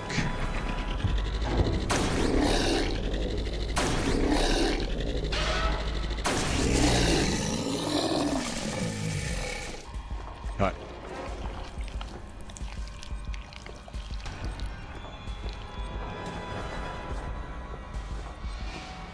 That's why you should always close those doors, people. Rush, rush, rush. How many electrics was it? Please be 2. Yes, just metal. Metal we can find. So this is why I don't go hunting down metal or even food stuff, because you'll nearly always get it in your starting room. Not always, nearly always. Like, what's there been no cans now? Oh, for fuck's sake. There's a can. Precious antique cans. Give me the can. Now, here's hoping we've got plenty of ammunition for the crossbow. I don't think we do, you know. No, we don't. We've got one. Ah! Right. Let's just make sure we don't run out of oxygen. It'll be fine. Yes, good old trusty crossbow. The way that you switch weapons in this is you just literally replace one with the other, and it then just dumps previous. So, I mean, we only need enough shots to get onto the bridge, and we need power. So, and we don't even need to kill it in the light. We just need to get in there, activate. Set navigation coordinates. Yeah, right. Famous last words indeed. Fuck off, little bastard. I saw him You don't see them scuttle very often, but I saw that out of the corner of my eye, and it is truly horrifying. It really is. You. Shit. It's so pathetic.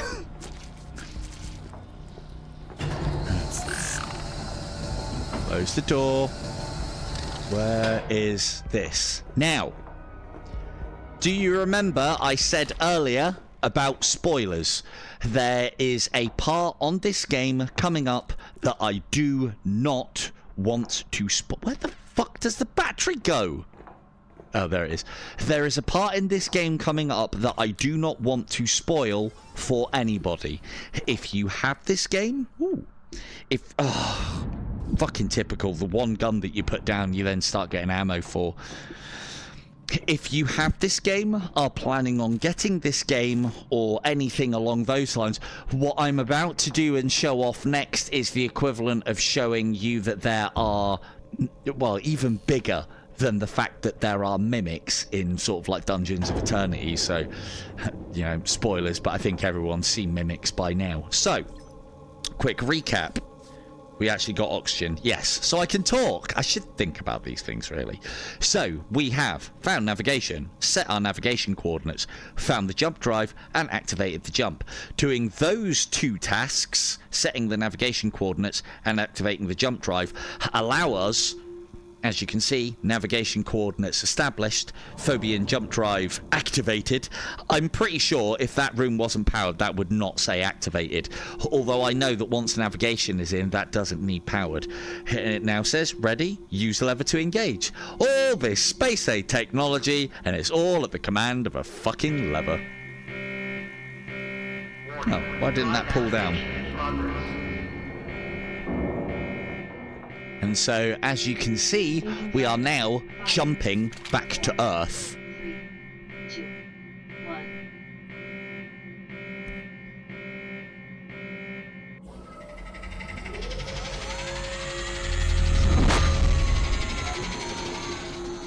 That's it.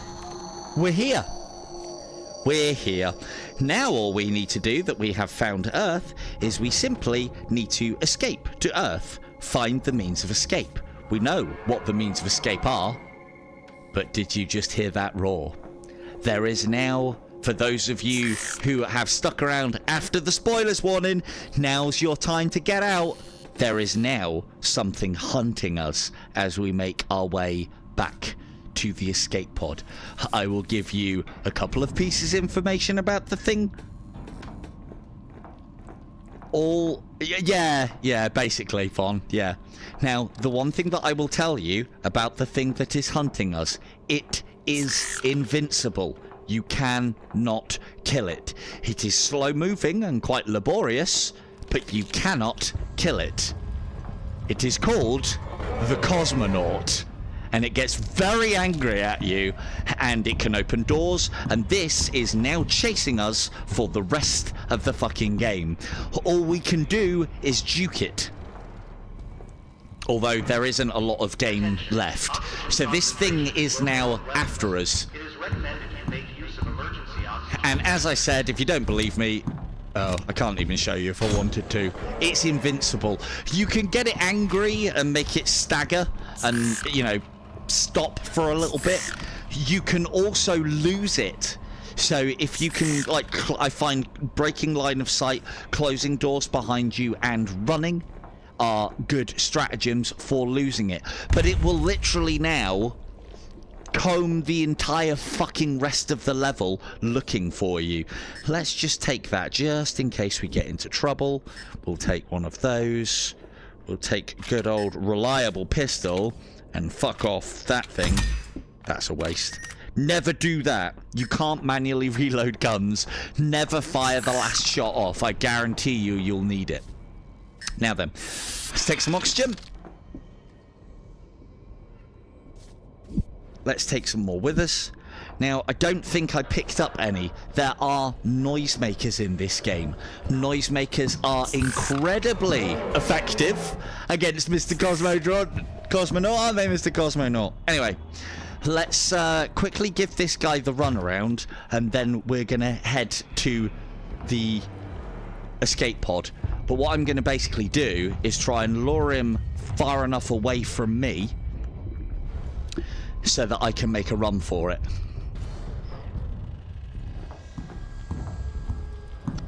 I remember looking at that. You can see the fucking eyeball on the left. I remember looking at that when I first got this game, and I was like, oh man, has such an anticlimax. It looks crap. And I think he's changed the model. It looks really good. Or maybe it just looks much better on the Quest 3. I remember playing this a lot on the Quest 2. Anyway, right, that's him duked. Let's try and fucking throw a battery at him. He didn't like that. So the only thing is, because I've got fast run on, it is very easy to juke him. You're about half the speed that I would be now if you didn't have the low G boots on. Anyway. Alright chat, let's get the hell out of here. I believe so, yeah. I think basically what the Cosmonaut is the kind of like final evolution of the infestation, I suppose. And yeah. Oh, and on that note as well, something I haven't even mentioned all night. Von, I think you need to come and have a look. I'll see if I'm about getting you a copy so that you don't have to buy it again. I think you need to come and have another look at Iron Strike with me, because I've been playing that quite a lot. It's got a bow in it now, and it's got a wand in it now. And the way that the wand works is it's quite cool. Like, you pick the spells, and it's gesture-based, and you move the wand through the air, cutting all of the lines to be able to then cast your spell. What I'm planning on doing is doing a little bit more of this, and then I'll call it a day, and then I'll show it off a little bit in the after party. Anyway, and there we go. That's game. Once you're in the escape pod and pull the lever, we're done. And then it's off to Earth we go. Easy game. And it took me a couple of attempts. So, yeah. So main points to loot. Main points to loot. Main points to note. The environments are a little bit drab, but I appreciate the openness. They look better now. Again, we'll have a look. I appreciate the openness of that game now. I didn't previously. It was like all that space and it's all gone to waste. Oh, it really doesn't if you can play it.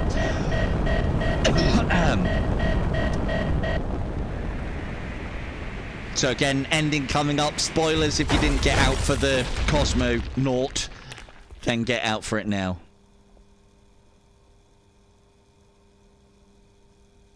But yeah, got a bit of time for Iron Strike at the moment, and I'd like to play it in the after party just to like kind of review how it looks, because I get the impression that everything's going to be so far away that you're not going to be able to see it. Anyway, well done, chat. We made it.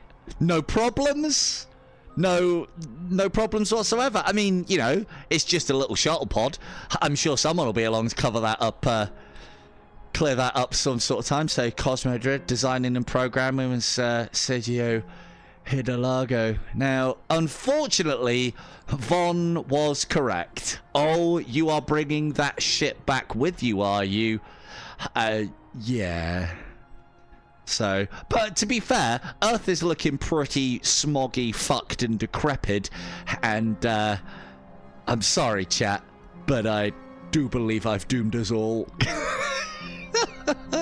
It's such a subtle and great ending. And again, I don't know how well you guys can see that, but it is utterly terrifying. And that thing, as huge as it is, it feels like it is coming directly for me, and me alone. It's like, couldn't you have just eaten me in space? So...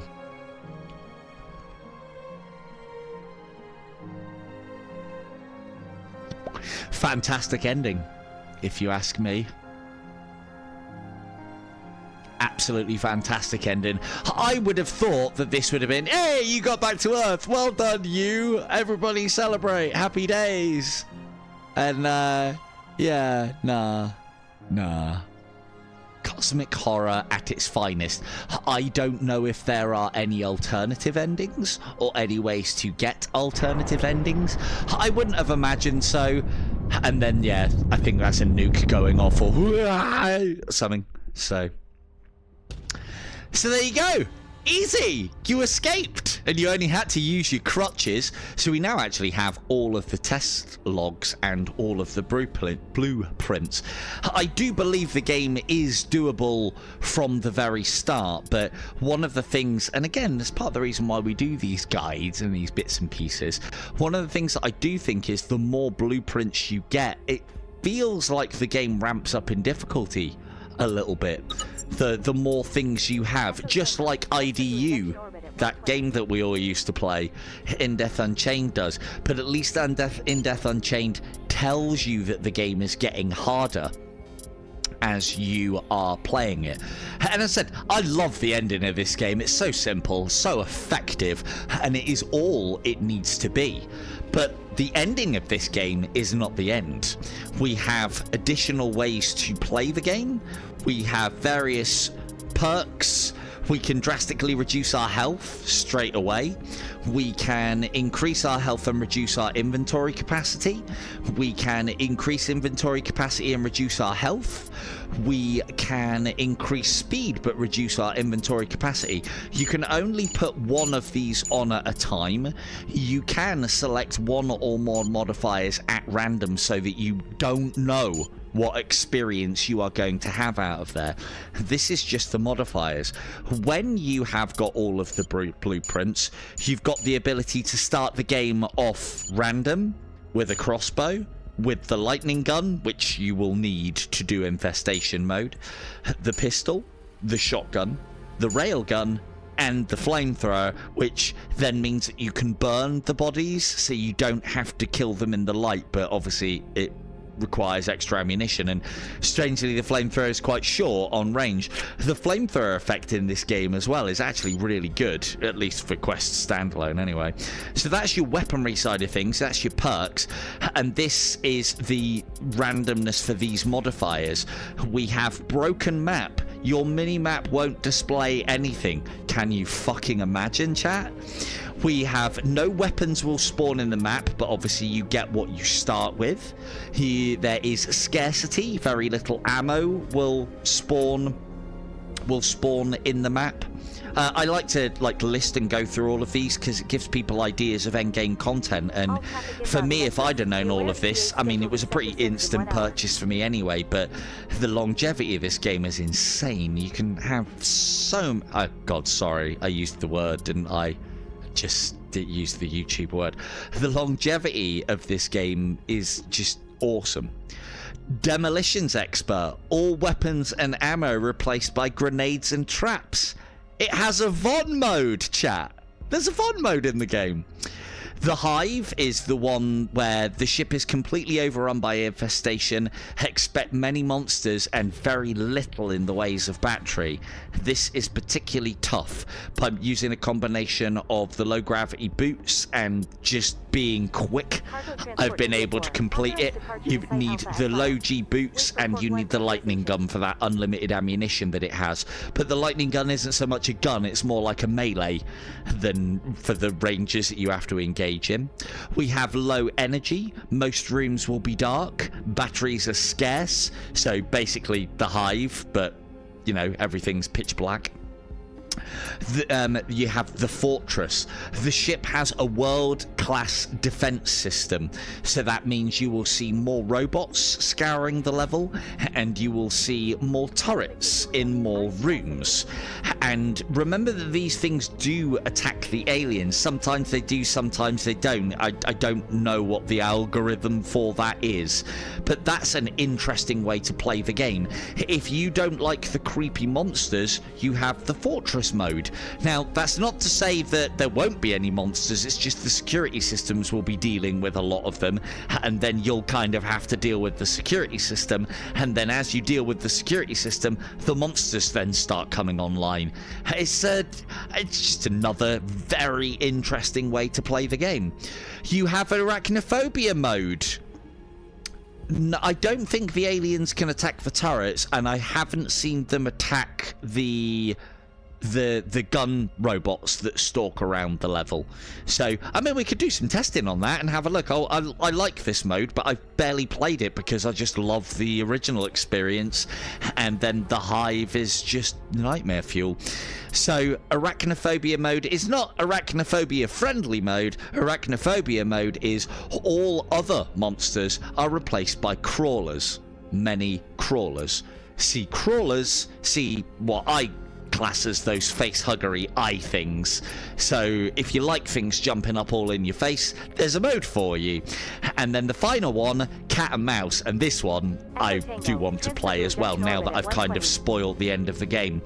Cat and mouse.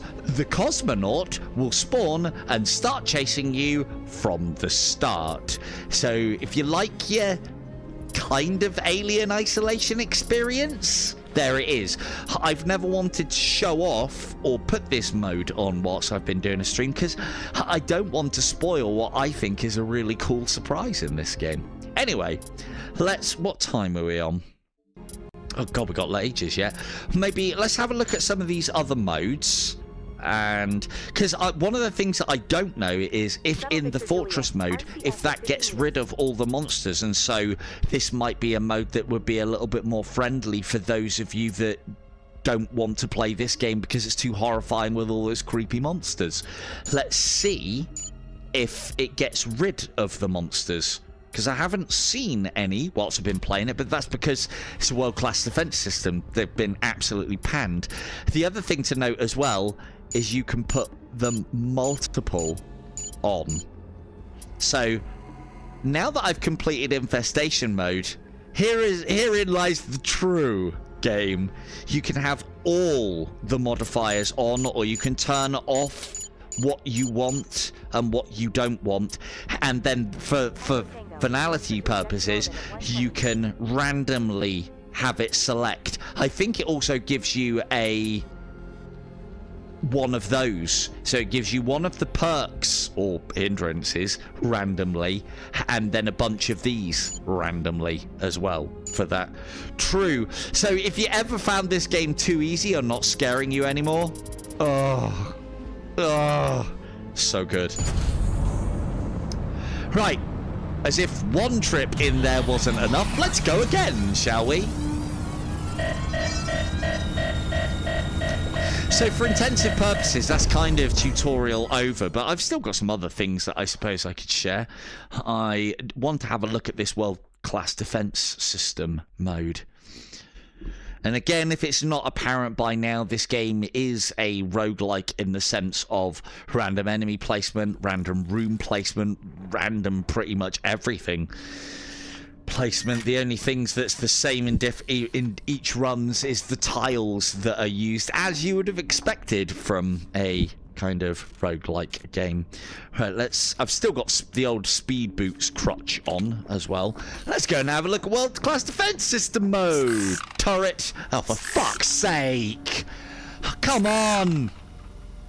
Now, here's the interesting thing. If the enemy doesn't see you, it will continue to patrol around the level, although off he goes, look. And so now we have a robot helper, as it were. Robot helper. I love the little noises that the robots make as well. With the world-class defense system mod on, I'm hoping that there'll actually be quite a decent amount of power to the ship. And so we can do this as like a little bit of a stealth game now, because it's very easy to stay out of line of sight of the robots because they open doors and close them behind themselves and just go wandering off. Stealth mode over. And for those of you who are hoping that there wouldn't be any aliens in world-class defense mode, well, I got news for you. That looks like infestation to me. Kind of looks like corned beef. I mean, I've probably been eating the wrong kind of corned beef. Yeah, like corned beef with footprints in it. So I really hope the dev has a look at this game and brings it up to, because I believe this is the Quest 2 update. I really hope it brings it up to Quest 3 update standard. I'd love to just, it doesn't even need to do much more. If he could make the infestation pop a little bit instead of it just being like a, as it is at the moment, a texture that's kind of hard painted on to the levels, that would be fantastic. Now, here's something that could happen that I won't have seen. Oh, fuck off. There could, I don't know, but there could be a turret in here, in the roof. But anyway, it's powered. Let's have a little bit of a look a little bit further. Now, the only doors that I don't think robots can get through, because I can hear one, famous last words, the only doors that I don't think robots can get through are ones that are locked via a security card. So as much as he wants to, that robot, I'm saying, can't get through. But any other door is up for grabs. It's security robots, and these can appear within a normal run as well. And it's security robots that can all of a sudden make that safe room there a very daunting and scary prospect.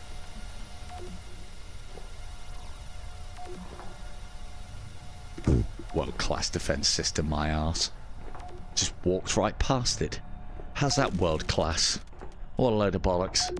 What a load of bollocks. Ooh. These rooms often have a turret in the middle. Hey look, here's engineering. This would be a great run. Already found, not engineering. What's it bloody called? The bridge. The barrage. Hey look. Hey look, you guys, ammunition. I'm not going to complete it again. I have completed it infestation mode. I'll set aside a proper stream for that because it'll probably take me a couple of goes.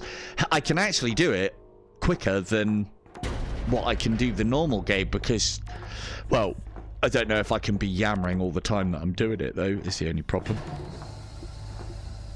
Silent stream when, chat? Silent stream when? Maybe infestation mode. You'll see all the jumps, but no actual voice to them. Heaven to Betsy. Right. Well, let's pretend that we're going to carry on playing. For all I know, there could be different endings if you have different modifiers on. I wouldn't know because I've only completed it in infestation mode, and infestation mode didn't have a different ending, or not that I saw. Hello. Hello, world-class defense system. I mean, it probably will world-class me at this rate in the war of attrition because I haven't got that much ammunition and there's quite a lot of robots. One of the things I don't know about robots, however, is if they are able to spawn. There's a distinct possibility with how this game works that they may spawn from lit rooms, for all I bloody know. We don't need that. But yeah, let's have a... So the infestation is definitely here, but as I said, I would imagine robots will be suppressing the aliens right now, or the virus, or what have you.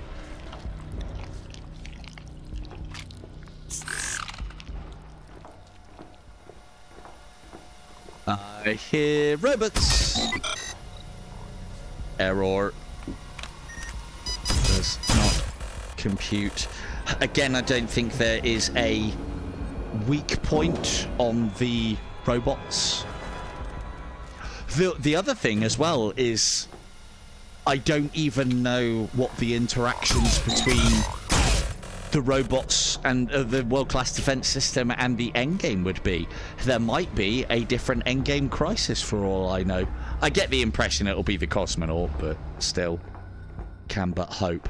But yeah, the one thing that I do know of this game is, as I understand it, it is not going to be receiving any Quest 3 love. I did look into it. I have found out that the dev looked into updating it for the Quest 3 and doing some bits and pieces for it and adding some more, and then basically came to the conclusion that he thought it was going to be quite easy, and then it turned up being incredibly difficult and time consuming and potentially costly. So it's basically like, the game's done. So, and I'd agree with like the $11.99 that this game is, it has more content in it than some of the games that I've paid 20, 30, 40 pounds, and it is quality content. This is a great one if you wanted to show VR off to somebody and give them that harrowing nightmare fuel like experience. I know this because I have done this. Fuck me, can you imagine being one of my real life friends? This is the first game that I show you in VR. Fuck. But then that's the thing for me, is it's all about getting that blood pumping and all about getting the feels in VR. And the other thing about this game that makes Cosmodread so great is that it is, at the heart of things, just a simple little looter shooter. Simple little looter shooter with body bags in cryo tubes, of course. Put the fucking flames there. Take that battery. As I said, I'm not planning on completing it, but I just wanted to get a little bit deep and see if like the robots spawn and see if we can get some combat between world-class security system and alien. Good evening, boys. How we doing? Oh, you missed it, man. I completed it. I'm sure you've already completed this game. Got to show everyone off the ending and the... Ooh, that's rare to find in here. This should be fun. Aw, man. That could have literally teleported us to anywhere in the map. I doubt it would be able to teleport us behind locked doors, but I don't know, man. I'm not counting that out. Of course, it teleports us to somewhere that we've already fucking been. Bastard. Right, let's head back. But yeah, we'll have a little bit of a look further, see what we can get accomplished, and then we'll call it a night on this and go and have a look at Iron Strike. But yeah, I'm really liking Iron Strike, and yes, the environments are very big and a bit bland and open. I think they're looking better, and I appreciate the openness. It is a little bit of a repetitive game in regards of the bow, and you will feel like the game is in, like you're being forced to fight in what I lovingly call limp dick mode, where the weapons that you start off with are just piss weak. They really are, and you have no perks, and you know, it is not the power fantasy game, that one. But what I've learned from playing it more is that the way that right, yeah, it's brilliant. Yep, aliens confirmed. Aliens in this mode confirmed. World-class security system! Help, help, I'm being oppressed! Oh, we're gonna need to go and get some... Oh, good. We've got that oh, we've got ammo. Oh, that's good. Not enough.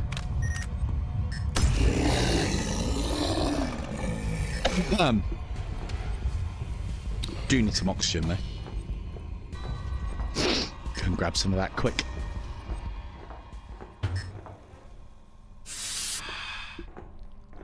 But yeah, truly fantastic ending. And yeah, Iron Strike, it's a little bit repetitive, but there is a lot of content there. And as I said, you do start... Oh, fucking now he turns up! Why has that one got 2 lights on it?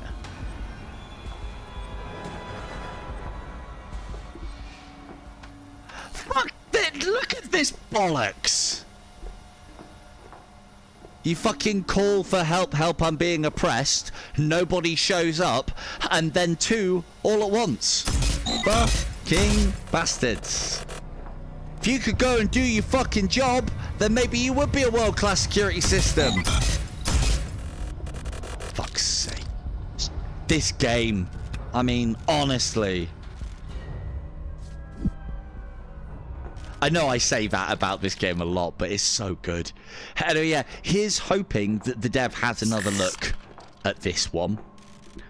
I'd happily put money towards, and I'm sure there'd be a bunch of others as well who would do a bit of a GoFundMe or a Kickstarter or something if the dev was like, I need 10 grand to bring this one up to spec, or well, no, probably not that, but I'd love to pitch in for something like that. I wouldn't ask for multiplayer either. I don't think the game needs it. I really don't. Right? Yeah, just in case you didn't see, Poise, I've put it on the world-class defense system. What are they doing? They're just floating around the place doing fucking nothing good.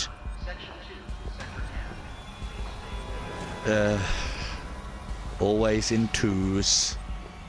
Always in twos. If you guys could just, like, fuck off and go and find some aliens and stop shooting the one human that's left on board. World-class security system.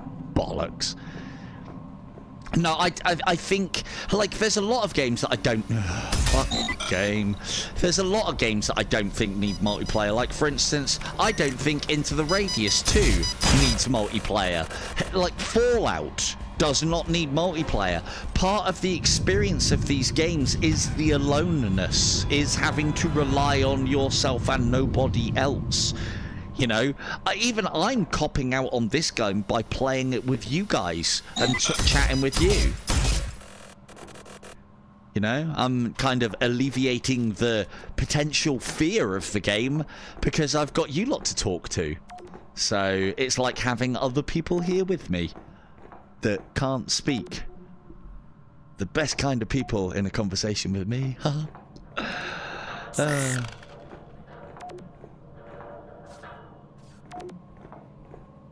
Right, let's get...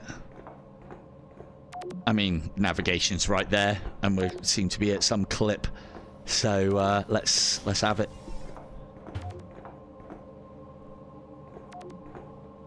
Swear I just heard the thump.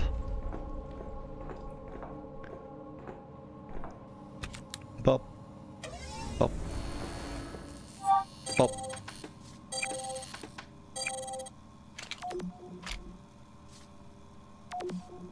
Yeah? We see it right? You do.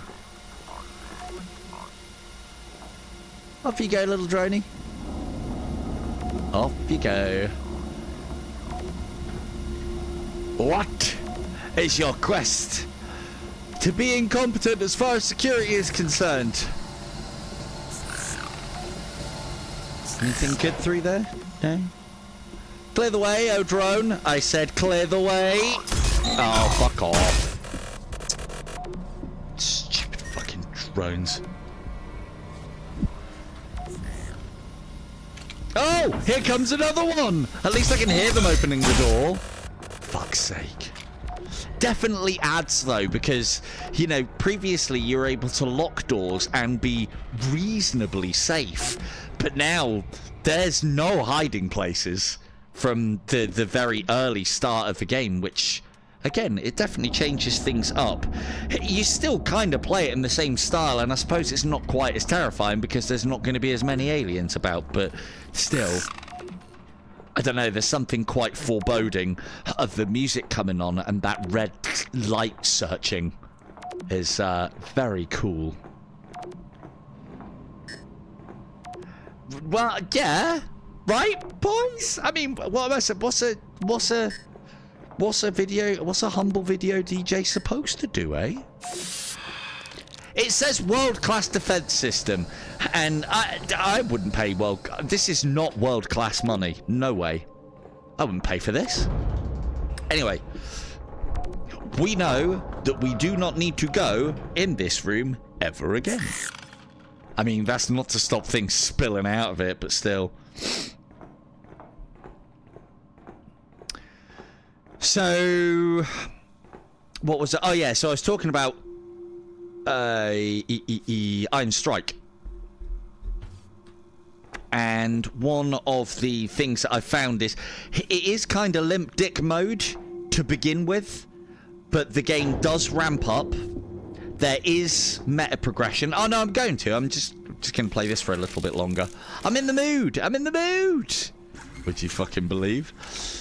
We could have this completed quite quickly depending on where things are. So, I'm just trying to have a quick look around and see if there's anything really different. I don't think there is, but could be wrong. Definitely a lot less infestation. I had to say it. I had to fucking say it. Well, there's the getaway, and it is powered. Oh, do these work?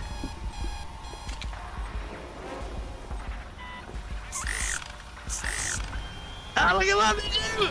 Ah, you fucking idiots! Yeah, go check out the noise, you dickheads! Wankers. So that's a little noise maker. Oh!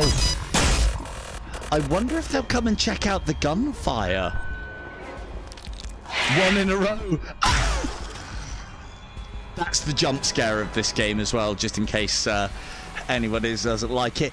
And I like that it is rare enough that it still gets me, and I must have been through that jump scare 100 times. So there's no preparing for that. Not in the slightest. Brilliant. Absolutely brilliant. And then that's what you want, isn't it? From a jump scare. Right? Or is that just me? Okay, we're low on ammunition. That's good. Nope. World-class defense system. I took the batteries out, chat. World-class, my ass.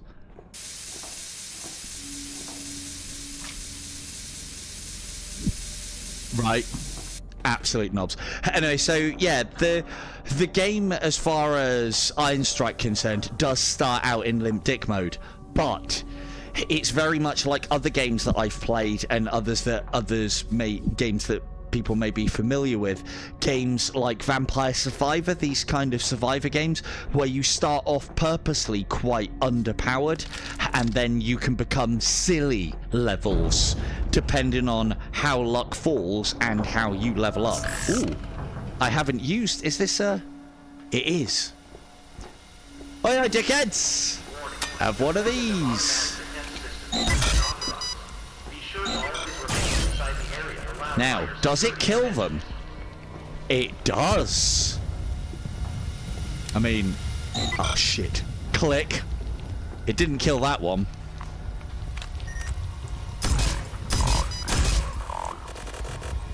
Oh, it doesn't! That one got back up! So does that mean you're not dead? Okay, so EMPs damage enemies and stun them and knock them to the ground as far as robotic enemies are concerned, but it does not kill them. Now we know. So we've got the old shuttle.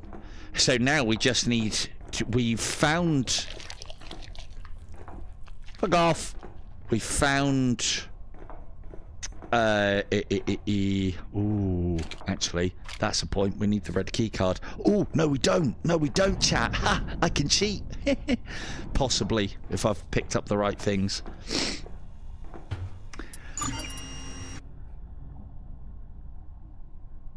I swear I can hear the thumps of things up here. Normally I would say it's background noise. But anyway, yeah, so the Iron Strike does start out in limp dick mode, but it's purposely done, and the game gets really good the further you go through it. Magic is incredibly powerful from what I've seen on the outskirt, and you can play it in multiple ways, including blessings and curses, so that you can bless your allies and curse your enemies. And yeah, just lots of really cool spells and cantrips and stuff like that in it as well. What was I going to do? Master key card. Yes. A little bit of cheating for you here, chat. Going to use the master key card so that we don't have to go and hunt around for that one. Although, seems to be a bit short.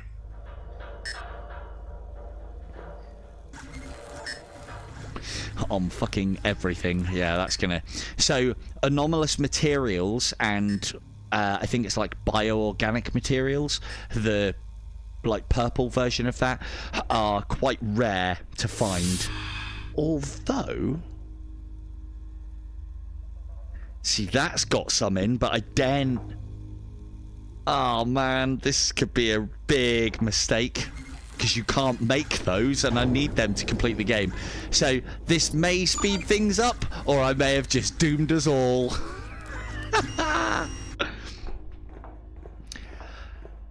Yeah, I've seen that. I'm going to see about getting hold of a key of that. That is very much my sort of game and right up my street. Ooh, take the MP grenade. Test that out. Could do with some ammunition as well as it happens. Oh, metal. We've got metal. We've got metal. We've got loads of metal. That's a book. That's a book. Jacob Simmons, The Science of Economics. Material.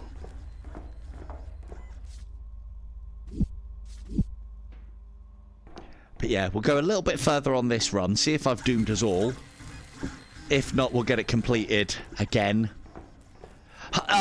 Yeah, no, I'm going to see about getting it anyway and giving it a review, because I used to love the old Dungeon Keeper. One of the things that you can tell me, though, Poise, if you play it extensively, I would love to know if my favourite... No. Is that a... Oh, what the fuck's going on there? I thought that was the drone having infestation grown over it. I wouldn't have seen that. There is the one feature that I need to know if it's in that game, which will kind of... I mean, I want to play it anyway, but I've got to speak to the devs about it. The one feature that I need in that game is the ability to do what you used to be able to do in the old Dungeon Keeper. And that is to capture heroes, torture them, and then convert them to your side. That was my favourite part about Dungeon Keeper. It was kind of late gamey sort of stuff as well, but I used to love that shit. It was so good. Like getting, like, you know, like taking average barbarians and knights and then turning them to dark samurai and dark knights. So good. So very good. Right then. Engineering bollocks, where are you? I hear a drone. We haven't got the ammunition for this. Off you go. Just fucking... No!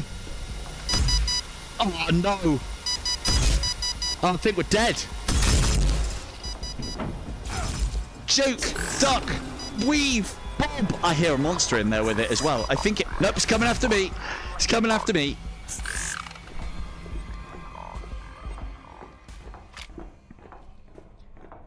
Now, I don't know how relentless the drones are. It sounded like it went after something else. We need... Oh, we've got everything that we need for a clip. We do need more flammables. We were out of ammunition then. But yeah, the hero torturing feature.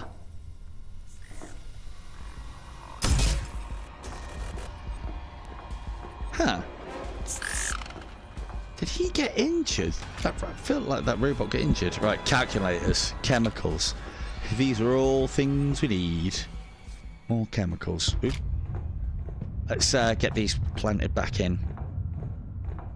So yeah, one of the problems that we've got, there is normally more than 4 fuel cells in a run, but there's a possibility there might be only 4. And so we may have indexed the run because there aren't enough fuel cells. And there's people that'll be like, the dev shouldn't allow you to be able to like soft lock your own run.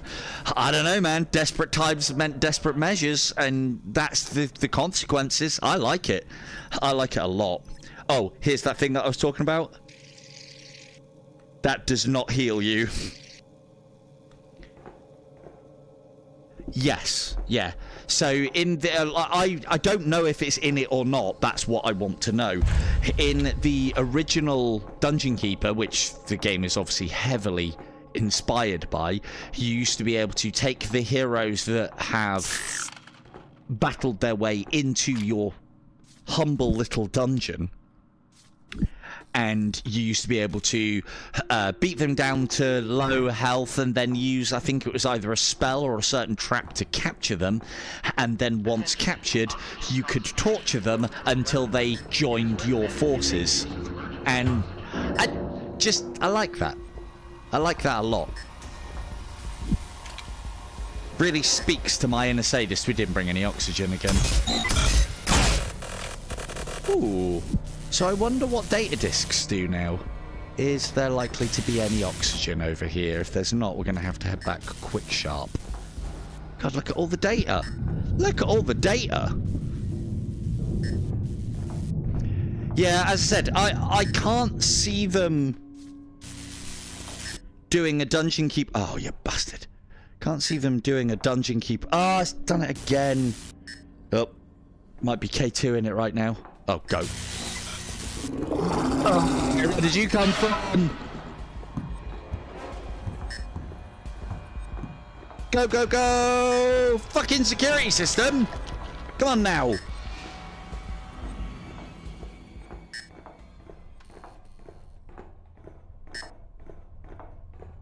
Look at this speed. Look at this speed. We can be out as long as we know the right way.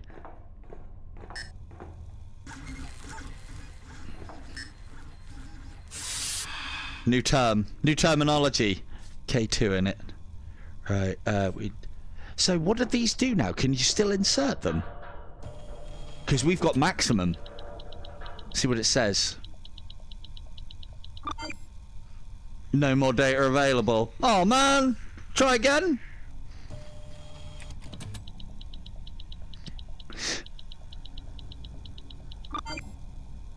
No more data available. Oh man! Right, those are no good to us. Are these chemicals and metal? That's not too bad. Definitely need to keep hold of that. Let's take one of these with us this time. Can we have some more ammunition? No, we just need more energy though. Lovely stuff. We're not going to need to take energy because there'll be energy lying around for us to power engineering. Famous last words. Let's leave that there so we can take more ammunition with us because we have got a lot of fighting to do. A lot of fighting.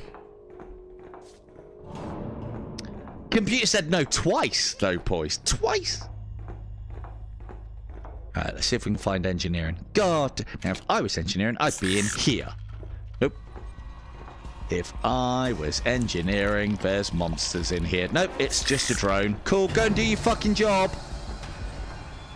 Ooh. I always like the toilets when they're not infested.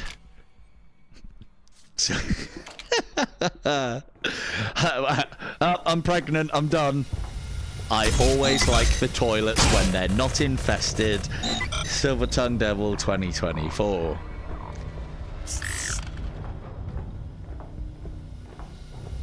Pretty standard ask, really, isn't it, for your toilets not to be infested, I would imagine. So here's, like, to keep up with the tips and tricks side of things, here's a little tip for, because you don't see them very often unless playing in stupid mode, like I am. Ooh, another data disk. I wonder if there'll be any more data on this one. Yeah. That's why I don't throw things in VR. So one of the, I'll try and show it off in a minute. It's not really cheese. I mean, it kind of is. Oh, more data. Brilliant. Does anyone want any of these, by the way? I've got everything unlocked now, and I seem to be getting nothing but data discs. Really fucking annoying, that. Took ages to get them all. You have to find, like, what, about 70 of the buggers. Right, off we go. But yeah, I'll try and, next time we get an encounter with one, I'll try and show you a little bit of cheese. Hey! That's engineering done. Haven't got oxygen on me. Take oxygen now. Find engineering. Activate engineering. Then I just need to find the command room, which I think we've already been past. I think that's where I through the... Oh. Ooh! He's fighting something. Let's watch. Get him! Secure engineering for me, security bot! Fucking idiot. Well, he's done some damage to it, at the very least. He's behind me, isn't he? Oh, fuck. He's behind me, isn't he? They will teleport outside of your line of sight. Be aware. Right. I think... Unless that robot patrolled off...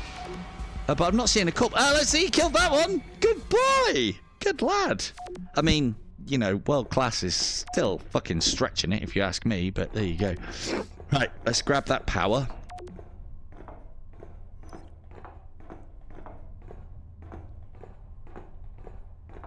There is one of the other things that I've considered. Where's the power? There it is. One of the other things that I've considered about the difficulty of this game spiking the further you play into it is it might be based on number of completions, and I've completed this a good few times now.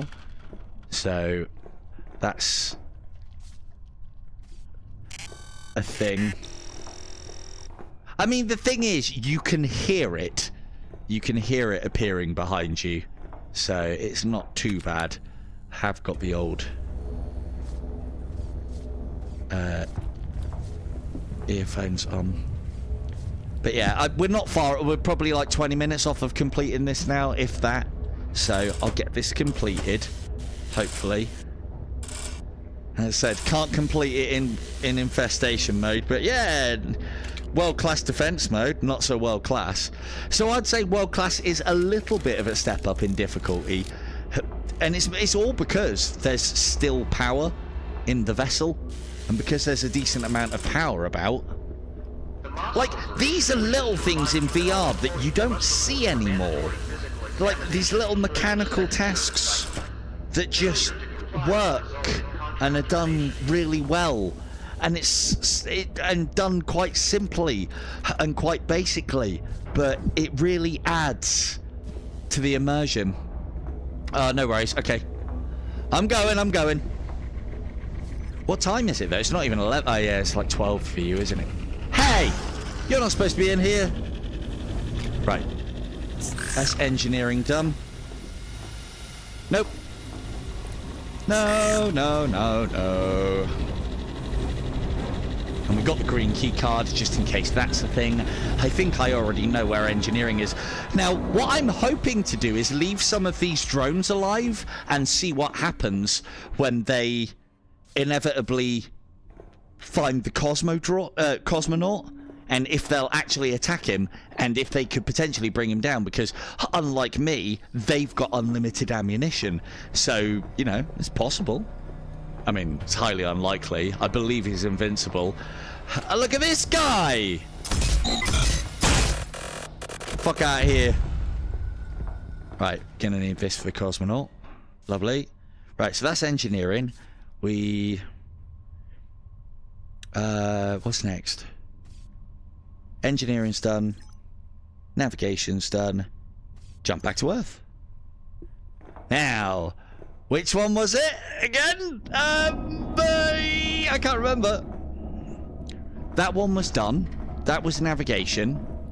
This one was... I think it was this. No. This is our escape. And we'll just close that little door there. So that's our escape. So it can't be that one. And it's definitely not that one. I just came out of that one. So it has to be this one, I think. I can't remember. Yeah, we've got life and we've got ammo. We haven't got much ammo. Yeah, bridgey. We're gonna need a battery as well. There it is. Look at this. Speed run. Not even trying to speed run. Oh, I don't even need power. And go.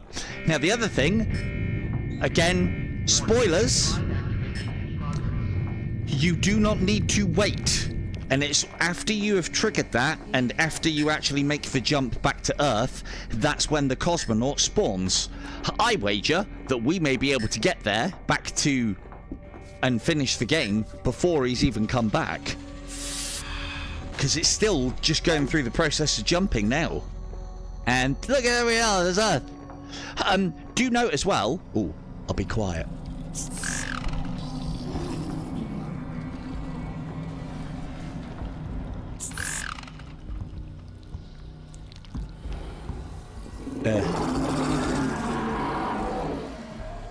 Oh, look! Fucking, did you actually get fabricated? Did you see that? He got fabricated. What a prick. I would find some drones, but... yeah. Any drones? Help, security, I'm being oppressed. 3 shots. Cool, right, okay, alright, Von. Alright, fine. Right.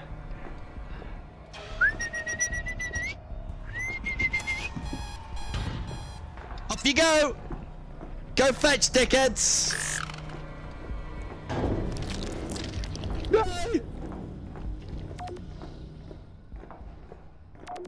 Ah, well. Von's got work tomorrow, so we'll have to see. We'll have to see if security will shoot the cosmonaut another time.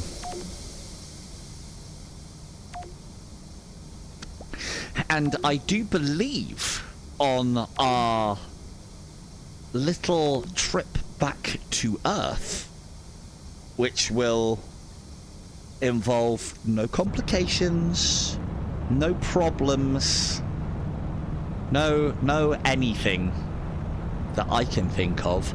I genuinely... We do have a toilet. Oh good, all facilities, bed, toilet, atmospheric entry. I think this would be a good place to end it.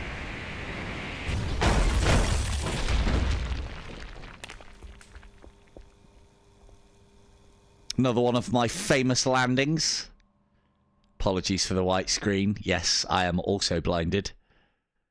Thank you, Dev. I'm sure you could do something a little better than that loading screen. And there you go. Cosmodread completed a second time in one night in world-class security mode. So, I didn't think much of the world class, but anyway. On that bombshell of no problems and no events and no nastiness coming out of the sky, just up to my right, we shall indeed end it there. This has been the fantastic Cosmodread. Well worth every penny. This one is in need of a Quest 3 love, but right now $11.99, and you can often pick this up on sale. Absolutely fantastic and well worth every penny. This has been running natively on the Quest 3. I have been Silver Tongue Devil. Good night.